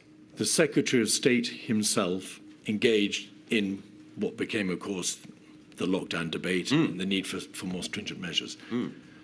But why wasn't institutionally the DHSC, its officials, its advisors, its civil servants, responsible at that stage, the lead government department for the response to the crisis, not driving the government machine forward to this conclusion? I believe it was the case that the Secretary of State and others within DHSE would have been pressing upon Number 10 and the Prime Minister the need to act at that time as well. Well, I'm afraid I need to press you. You say you believe.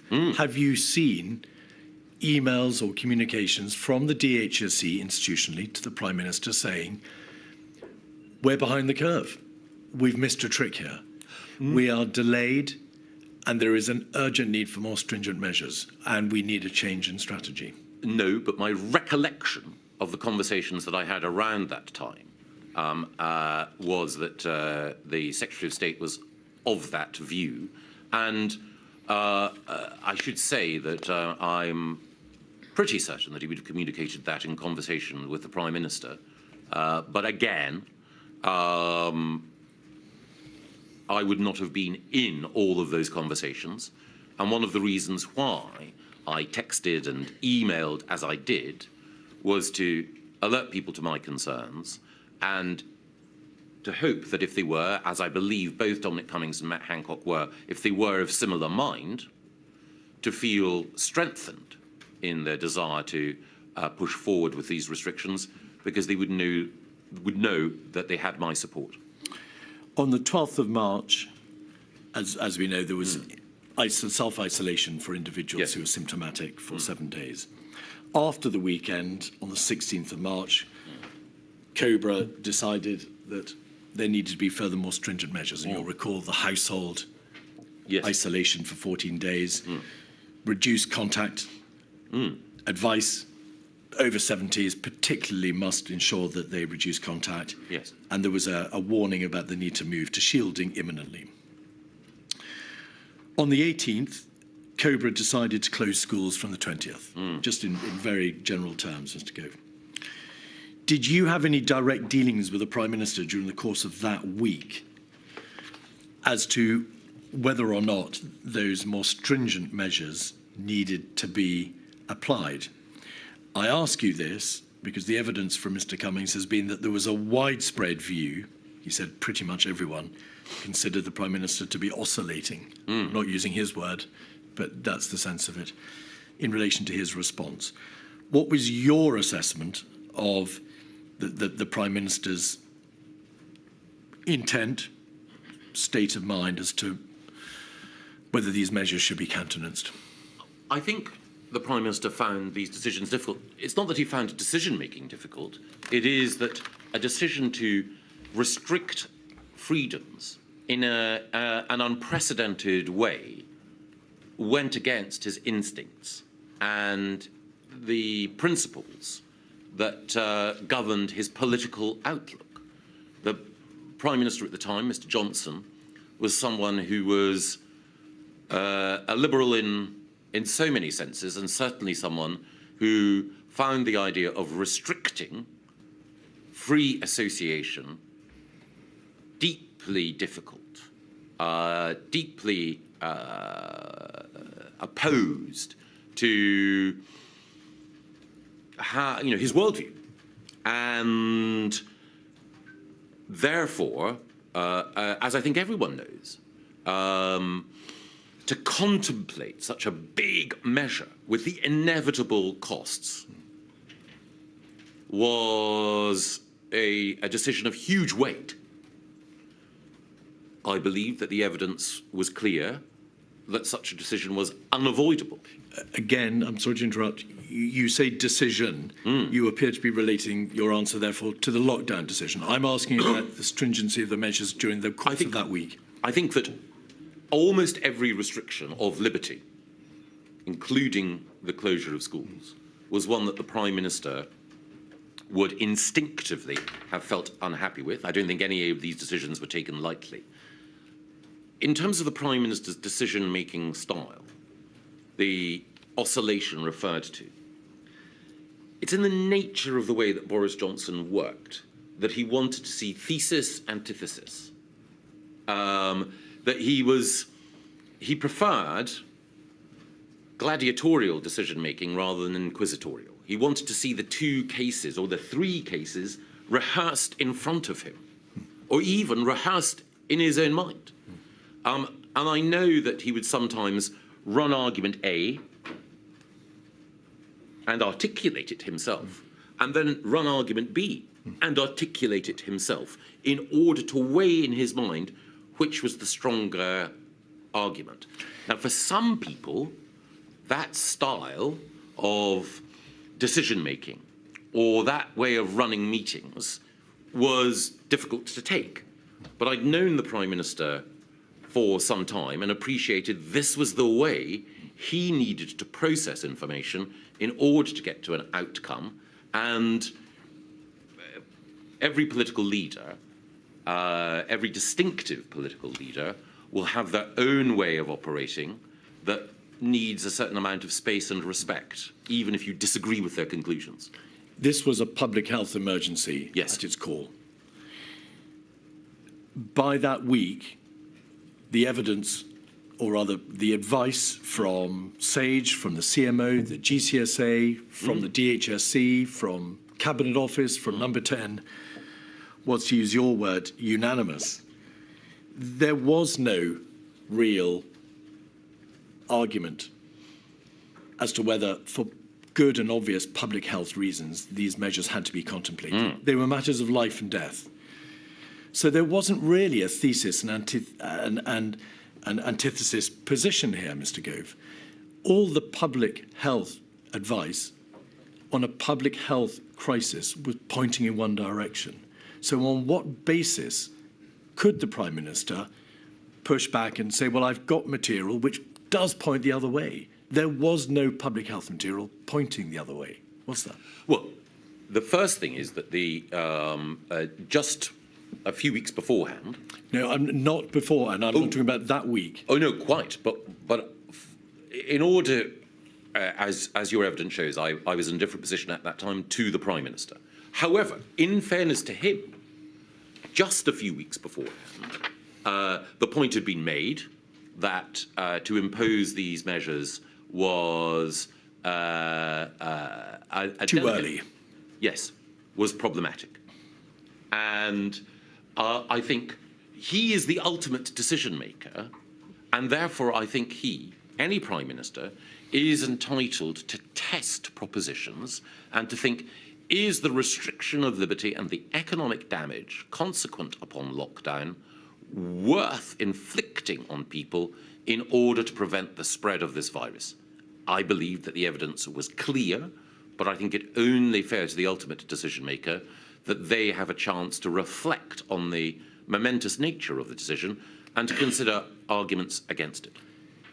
I need to suggest to you, because of the material which has been received and the evidence which has been given, that it wasn't just a question of testing the opposing argument. The material was, as I've suggested to you, and of course it's a matter for you, all one way in public health terms. The suggestion has been made that he didn't just test the opposing arguments. He was incapable of making a decision, or at least not sticking to a decision that he had already made.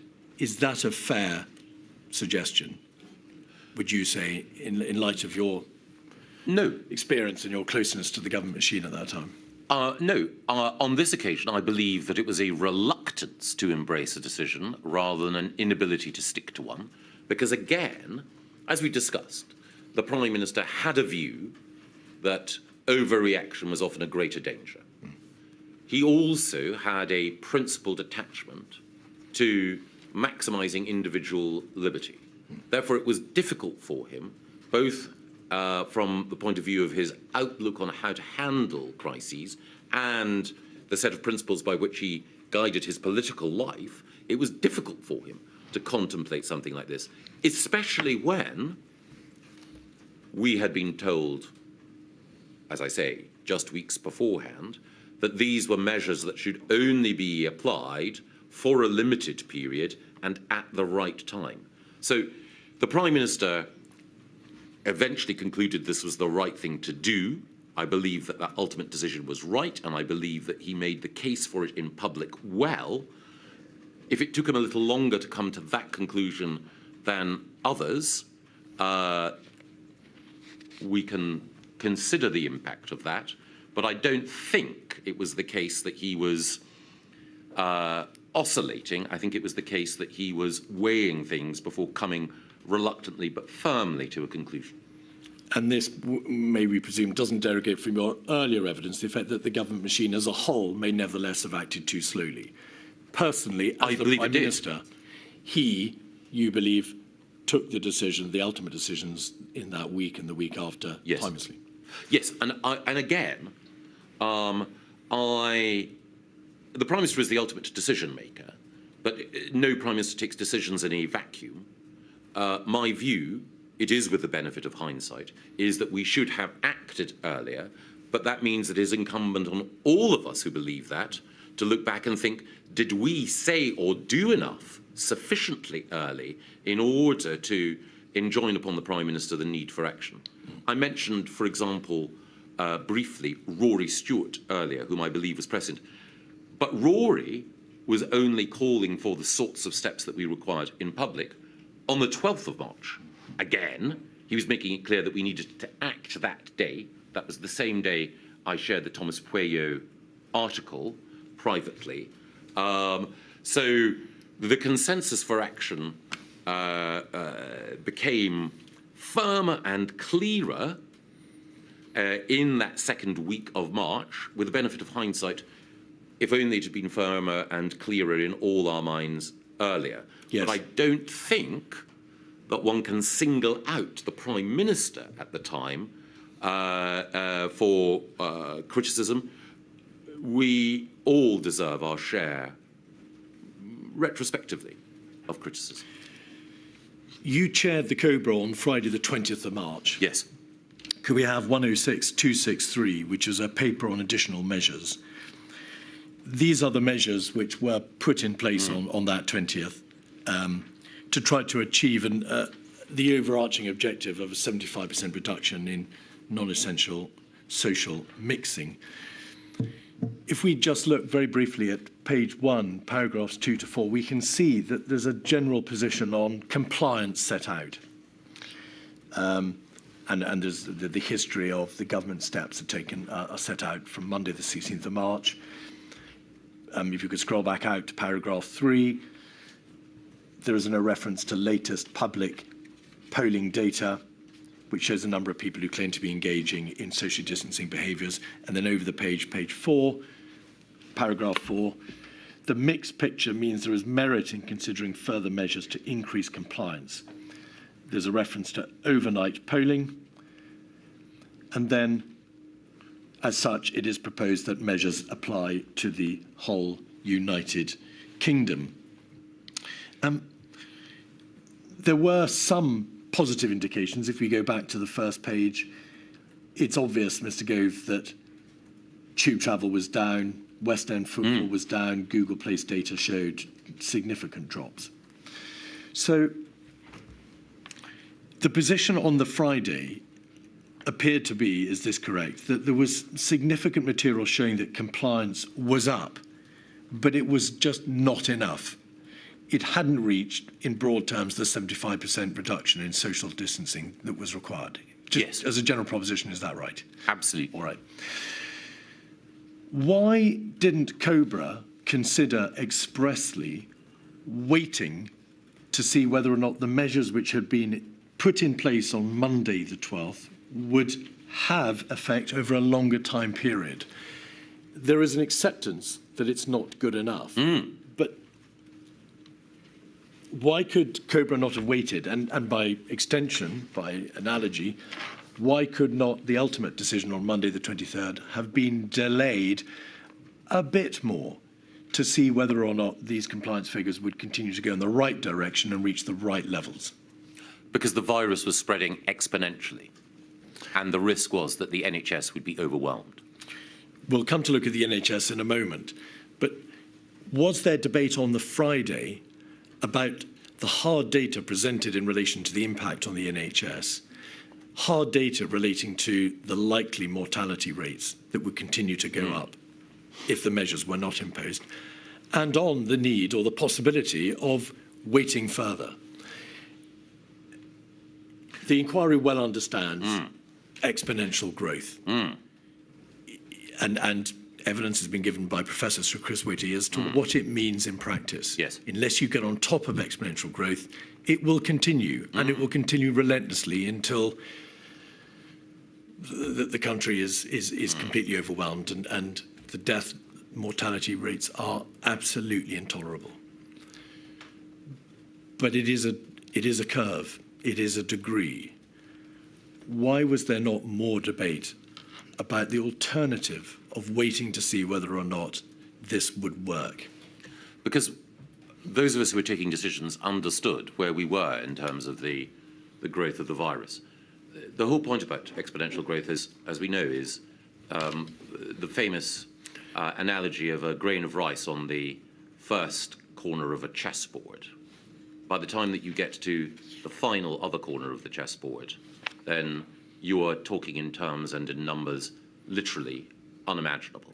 So therefore, as you move from 1 to 2 to 4 to 8 to 16 and so on, if you leave it for another day or another week, the numbers are so significant and so huge that you know that you have left it too late. And as Chris Whitty and Dame Angela McLean made clear, the measures that you take have a time lag before they begin to take effect. So you have the curve going up and up and up, and the measures not beginning to take effect for some time. So therefore, you do need to hit the curve at the earliest possible point when you know that growth is exponential. You all knew that there was exponential growth. That is the nature of this virus. Once control has been lost, it will spread inevitably exponentially. And you knew that on the 12th of March when the first measures were imposed, and on the 16th of March, and then on the 20th of March. Yes. But notwithstanding your understanding of the risks of exponential growth, you were still prepared as a government to try those measures. You didn't say on the 12th and the 16th, well, the central feature of exponential growth is it's going to be terrible and it will overwhelm us unless we have a lockdown. You were prepared to countenance measures short of a lockdown. Why didn't you give longer for those measures to work on the premise that on the 12th and the 16th of March, you knew you were dealing with an exponential crisis already? I think it was the case that both in the communications that I had with people on the 12th and also, as I think Imran Shafi's notes of the meetings that occurred that weekend show, I was pressing at the time for the most vigorous action as early as we possibly could. Can I interrupt you there? Are you saying, therefore, that you would have countenanced and you believed that it was appropriate to impose a lockdown perhaps on the 16th or the 20th of March? Oh, yes. Right. And what about the week before? Well, I came to the conclusion during the week, as I mentioned, of the 9th, 10th March, that it was necessary. And as I say, the Thomas Pueyo article, I think, crystallized that imperative in my mind more than perhaps anything. Do you call in the COBRA meetings that you chaired and attended in the week of the 16th of March for a lockdown to be imposed that day? I don't believe that I did, but I do believe that my communications to other decision makers shows the position that I took, but I would not have wanted to, given that the nature, certainly when I chaired COBRA, was to act as a chair rather than an instigator or an advocate. My instinct would have been, and at that point, to seek consensus and to give effect to collective government policy. Just to go, sorry to interrupt, you've obviously referred to the article that had some influence on you by the sounds of it. Did you have access to other material from, for example, scientists who advised against a lockdown? Did you get that kind of material to consider? Later on, yes. I mean, I paid attention to the arguments put forward by people like Carl Hennigan and the authors of the Great Barrington Declaration and others. I think that obviously their point of view I respect, but the propositions that they put forward I think were just undeliverable. The idea that we could shield the elderly and allow young people free rein I think, given the nature of multi-generational households and so on, they would not have been effective in mitigating the virus. The second thing is that quite a lot of people have understandably said Sweden managed these things better. But again, the public, sorry, forgive me, many of those who advocate that we should have gone down the Swedish route misunderstand what Sweden did. Sweden was able to reduce social mixing by a greater degree of reliance on wide societal acceptance of those restrictions. We, as this Cobra paper points out, were seeking societal, compliance with those measures, but we knew that would not be enough and it was too late. And indeed, as I think the evidence of the inquiry points out, and as Tegnell himself, when he was invited to speak to the Prime Minister, said, you should act. So again, people, I understand how this happens, having been a journalist, people in the media will sometimes paint a picture of what's happening in order to create a greater sense of drama or divergence. So Sweden, libertarian nirvana, Britain, lockdown dystopia. Actually, the approach taken by both countries was more similar than many would like to admit. Another point as well, if I may, people also sometimes make the argument that there was a tension between the economy and health. Now, obviously, lockdown creates problems for the economy. But, as I subsequently wrote in an article in the Times to explain our reasoning, if we had allowed the pandemic to develop without taking the steps that we did, the NHS would have been overwhelmed, and that would have meant an impact on economic activity far greater than that we had to endure. So when people talk about the trade-off between the economy and health, when you have the virus, you need to respond in a way that protects both the health service and the health of the nation and the economy. Can I ask you, just for the few remaining questions on this subject, to focus on that week of the 16th of March? Of course. You said when you chaired Cobra, your position was that you should act as a chair rather than as an instigator or an advocate. You wanted to seek consensus. The material, Mr. Gove, shows quite clearly that over the weekend of Saturday, the 14th of March, and also latterly in October, November, and then again in December, you made no bones at all about the need for the particular measure under consideration, ultimately lockdowns 2 and 3. You made your position on what should be done perfectly plain. Having acknowledged that your own view was that a lockdown was required to be imposed in the week of the 16th of March, why did you, in these Cobra meetings, one of which you chaired, not say, I, Michael Gove, believe the only way forward, the only sensible route is a lockdown now to save lives? I believed that I had communicated my views clearly in every forum where I could. It's in the nature of ministerial life that sometimes you chair a meeting of a subcommittee or a cabinet committee, and your job there is to act as the neutral chair seeking consensus. Then sometimes you are an advocate for a particular position, your own departmental position or your own deeply felt position. And I had been asked by the Prime Minister to chair that Cobra, and I was acting, as it were, under instructions. And I felt that that was the right thing to do to serve the government collectively. Again, it's, you know. In hindsight, do you regret that you were not more forthright in what you plainly and genuinely believe was the right course of action to take? Generally, people have always been unhappy when I've been more forthright in the past. But on this occasion, I should definitely have been more forthright. This was a matter of life and death. Absolutely, and that is why I believe that I should have been. Thank you. The decision to implement the national lockdown was, of course, taken on that Monday, and there was a Cobra. Could we just very briefly look at 56213, which is the minutes of that meeting? Just by way of quick observation, if we look at the first page we can see, of course, that well, there are a number of ministers there. Over the page, I should say, Mr. Gove, that that minute doesn't reflect your attendance, but you believe you were there. I believe I was, yes.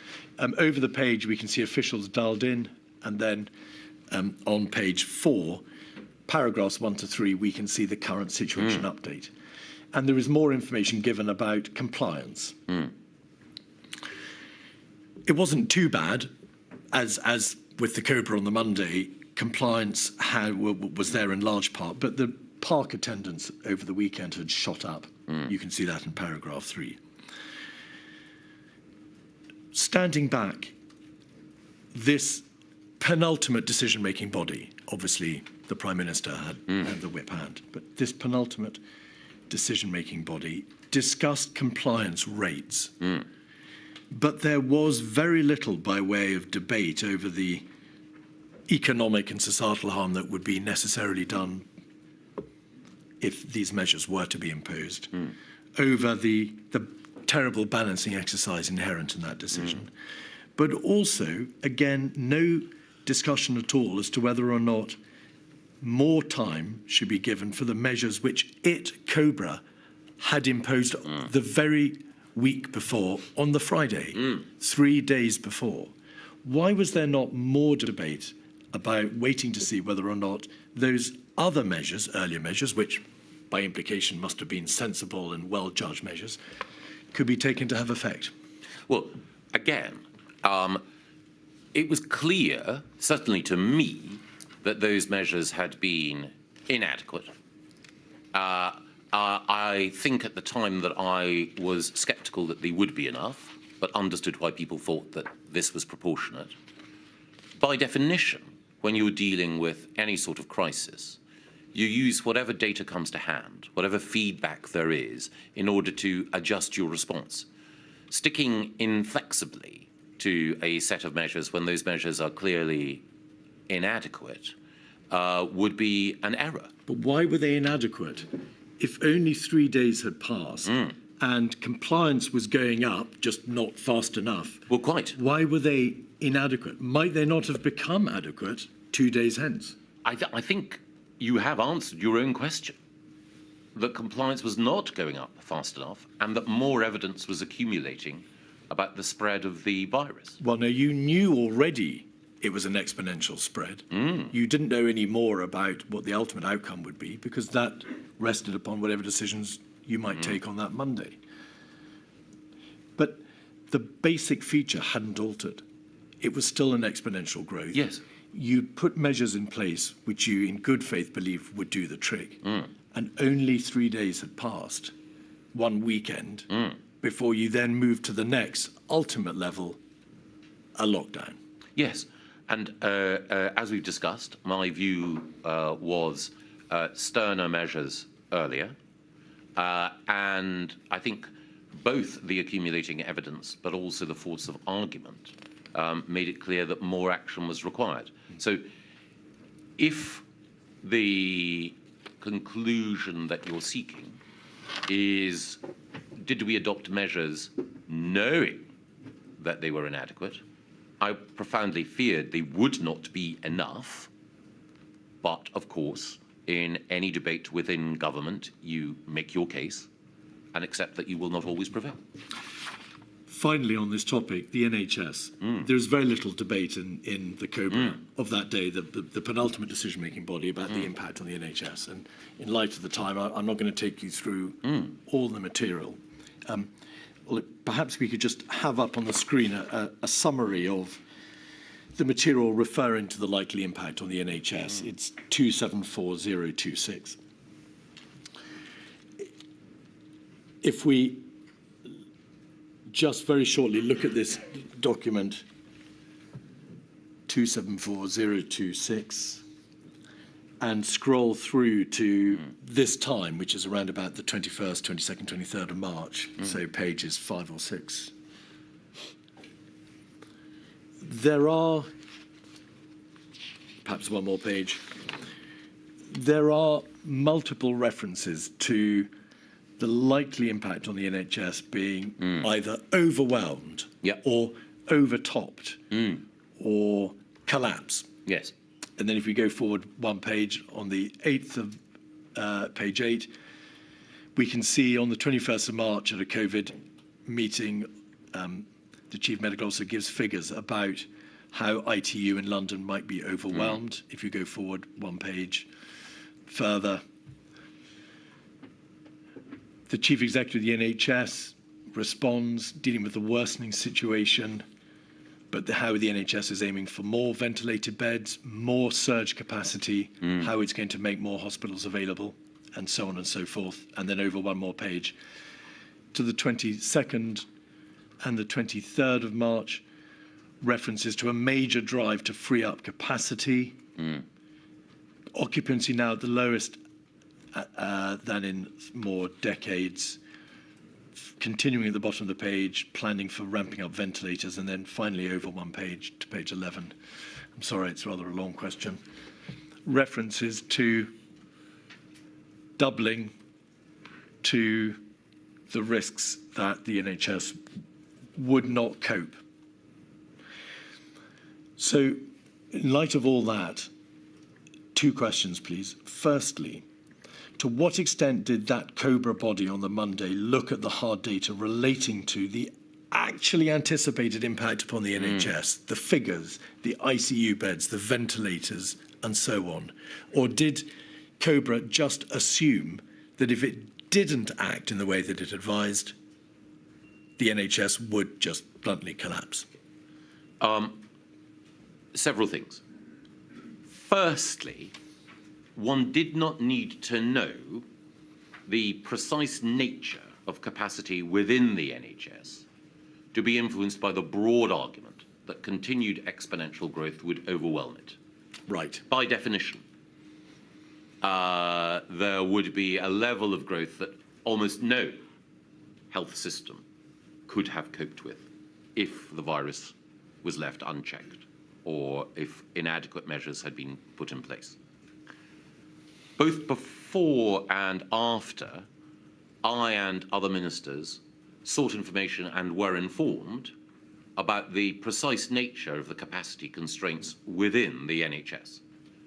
And again, when we talk about beds, we have to recognise that for intensive care beds, you need not just equipment, but trained individuals. Doctors, nurses, others. So NHS capacity constraints are driven by the number of specialists and by the equipment, as well as by physical capacity as well. We may go on to talk about the Nightingale hospitals that were built. While it was an amazing feat, I think the inference that some people drew was that you could somehow magic up significant additional capacity with the NHS at rapid speed.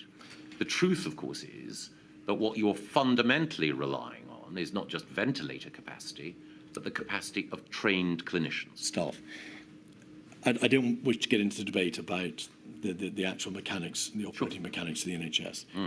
The question is this. There was, it appears, a general assumption that if these steps were not taken, the final step of the lockdown was not taken, then on account of exponential growth, the NHS would ultimately, at some unknown point in the future, collapse. Yes. There was an alternative in that sense. What debate was given as to the difference, the distinction between the likely impact on the NHS under the Friday the 20th measures as opposed to the lockdown measure being advocated on the Monday? Did anybody in COBRA say, well, hang on, what will be the practical difference in terms of the impact on the NHS of this final step as opposed to the measures which you imposed on the Friday? As I recall, I think everything revolved around whether or not we could suppress the growth of the virus or whether the virus would continue to grow exponentially. If you suppress the growth of the virus, reduce R below 1, then you can begin to see at some point the curve coming down and the pressure removed, or at least reduced, on the NHS. If it goes up, i.e. if you're not managing to take R down below 1, then sooner or later the NHS will be overwhelmed until you get it back below 1. And so are you saying then that what Cobra concluded was that only this final ultimate step would suffice to bring the R rate below 1, that you couldn't gamble that the earlier measure on the Friday would be sufficient? Yes. You had to take that final step because only that would give you the sufficient degree of sureness that you were doing everything you could to bring R below 1. Exactly. Right. Can we now then turn, please, to an entirely different subject, which is the structures within government for responding to the crisis, because you became chair of what was then known as COVID-O. And also, I want to look at the degree to which you liaise with the devolved administrations, which is another extremely important issue.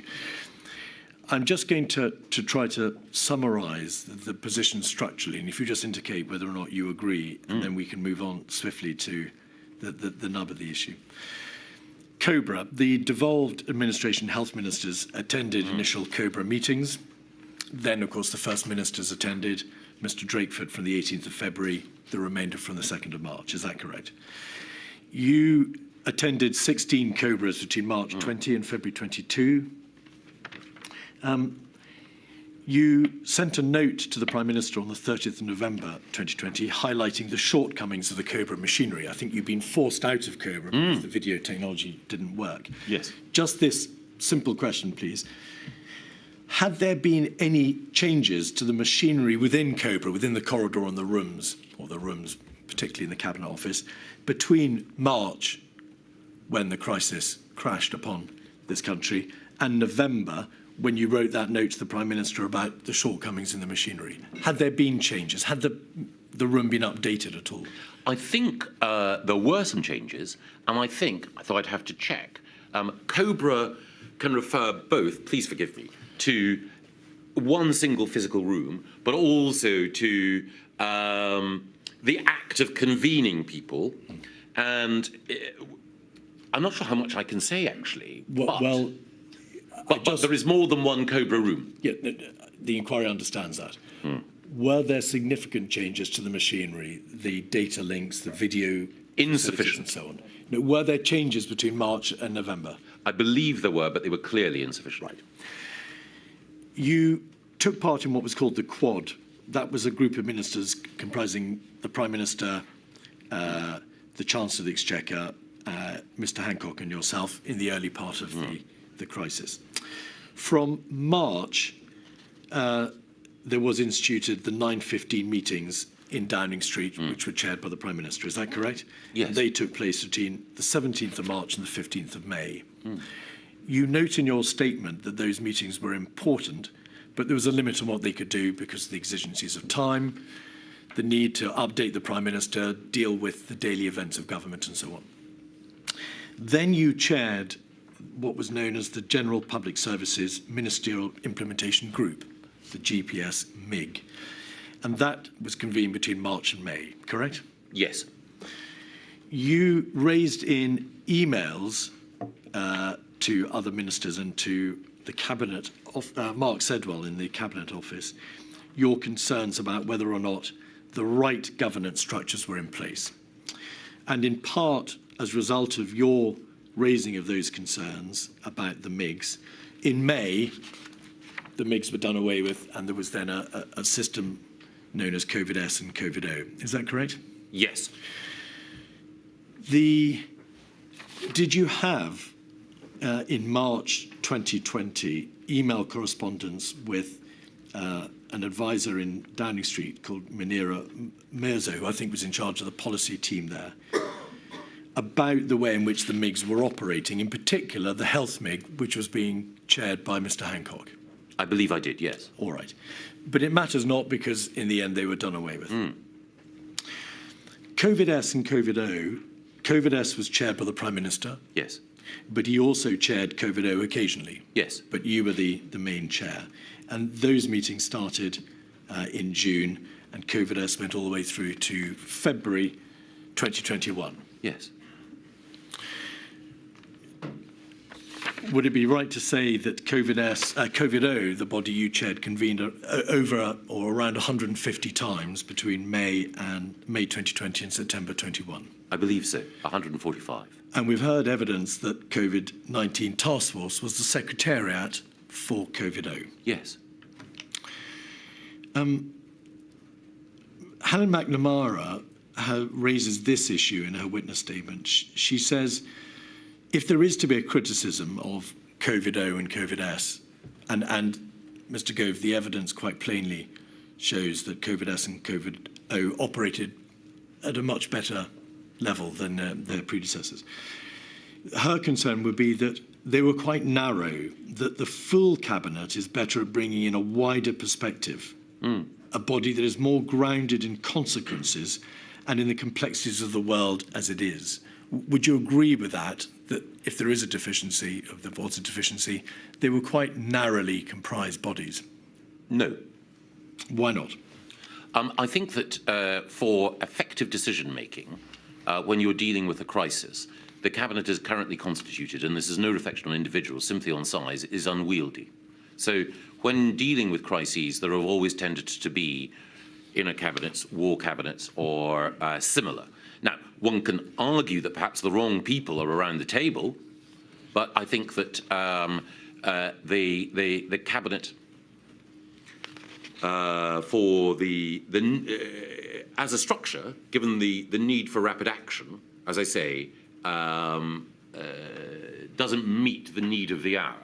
And we saw that in, for example, the Falklands War, where decision-making needed to be taken in a nimble way by the Prime Minister, her then Foreign Secretary, Defence Secretary and Chancellor. Why do you say that in your witness statement, that there was, in fact, a need to bring the wider cabinet into decision-making, and when it was done, it was occasionally too little, too late? Well, there are several points there. The first thing is that you do need to have, first of all, a strategy team, an inner cabinet of whatever composition. Then you need cabinet committees in order to give effect to operational decisions, hence COVID-0. I think it is the case that when you've worked up what those decisions are, you do need a broader cabinet discussion in order to ensure that there is appropriate buy-in, that there is political consent, that there is collective agreement. But all of these things are matters of judgment, and they exist across a continuum. So what I would say is the reason why we moved away from the MIG model is, as we alluded to earlier, there's a danger in having a department mark its own homework. Again, no reflection of any individual. COVID-0 allowed oversight across government of how each individual department was seeking to deliver towards the agreed goal. But Cabinet's role, yes, overall, I think one can look back at and say there were certain moments when Cabinet should have been involved earlier in some of that decision-making, but sometimes there was an understandable need for speed. That's perfectly plain. There was nevertheless, though, there were occasions when Cabinet should have been more involved than it was. You accept that. Was it the case, as we can see, that in relation to the 23rd of March decision to impose mandatory stay-at-home orders, that was, of course, announced to the country on the Monday. Cabinet didn't sit until the Tuesday, 24th. In relation to the second lockdown, the decision was effectively debated and resolved at a COVID ministerial meeting, yes, rather than by Cabinet. And in relation to the third lockdown, the driver for that decision came from a collective decision from the United Kingdom chief medical officers that the whole country had to go into level 5. Would you agree with those as statements of fact? Yes. Right. You in a glorious message chain in September 2020. So if you're moving on, Mr. Keith, I've been asked to break at 1:45, but it's entirely whether... My lady, that's a perfect moment. Is it? I'm sorry we have to keep breaking, Mr. Gove. I've also been asked to take a 50-minute lunch because we have so much to get through today. We're determined to make sure we get through your evidence today, Mr. Gove. And so I shall return at 1:35.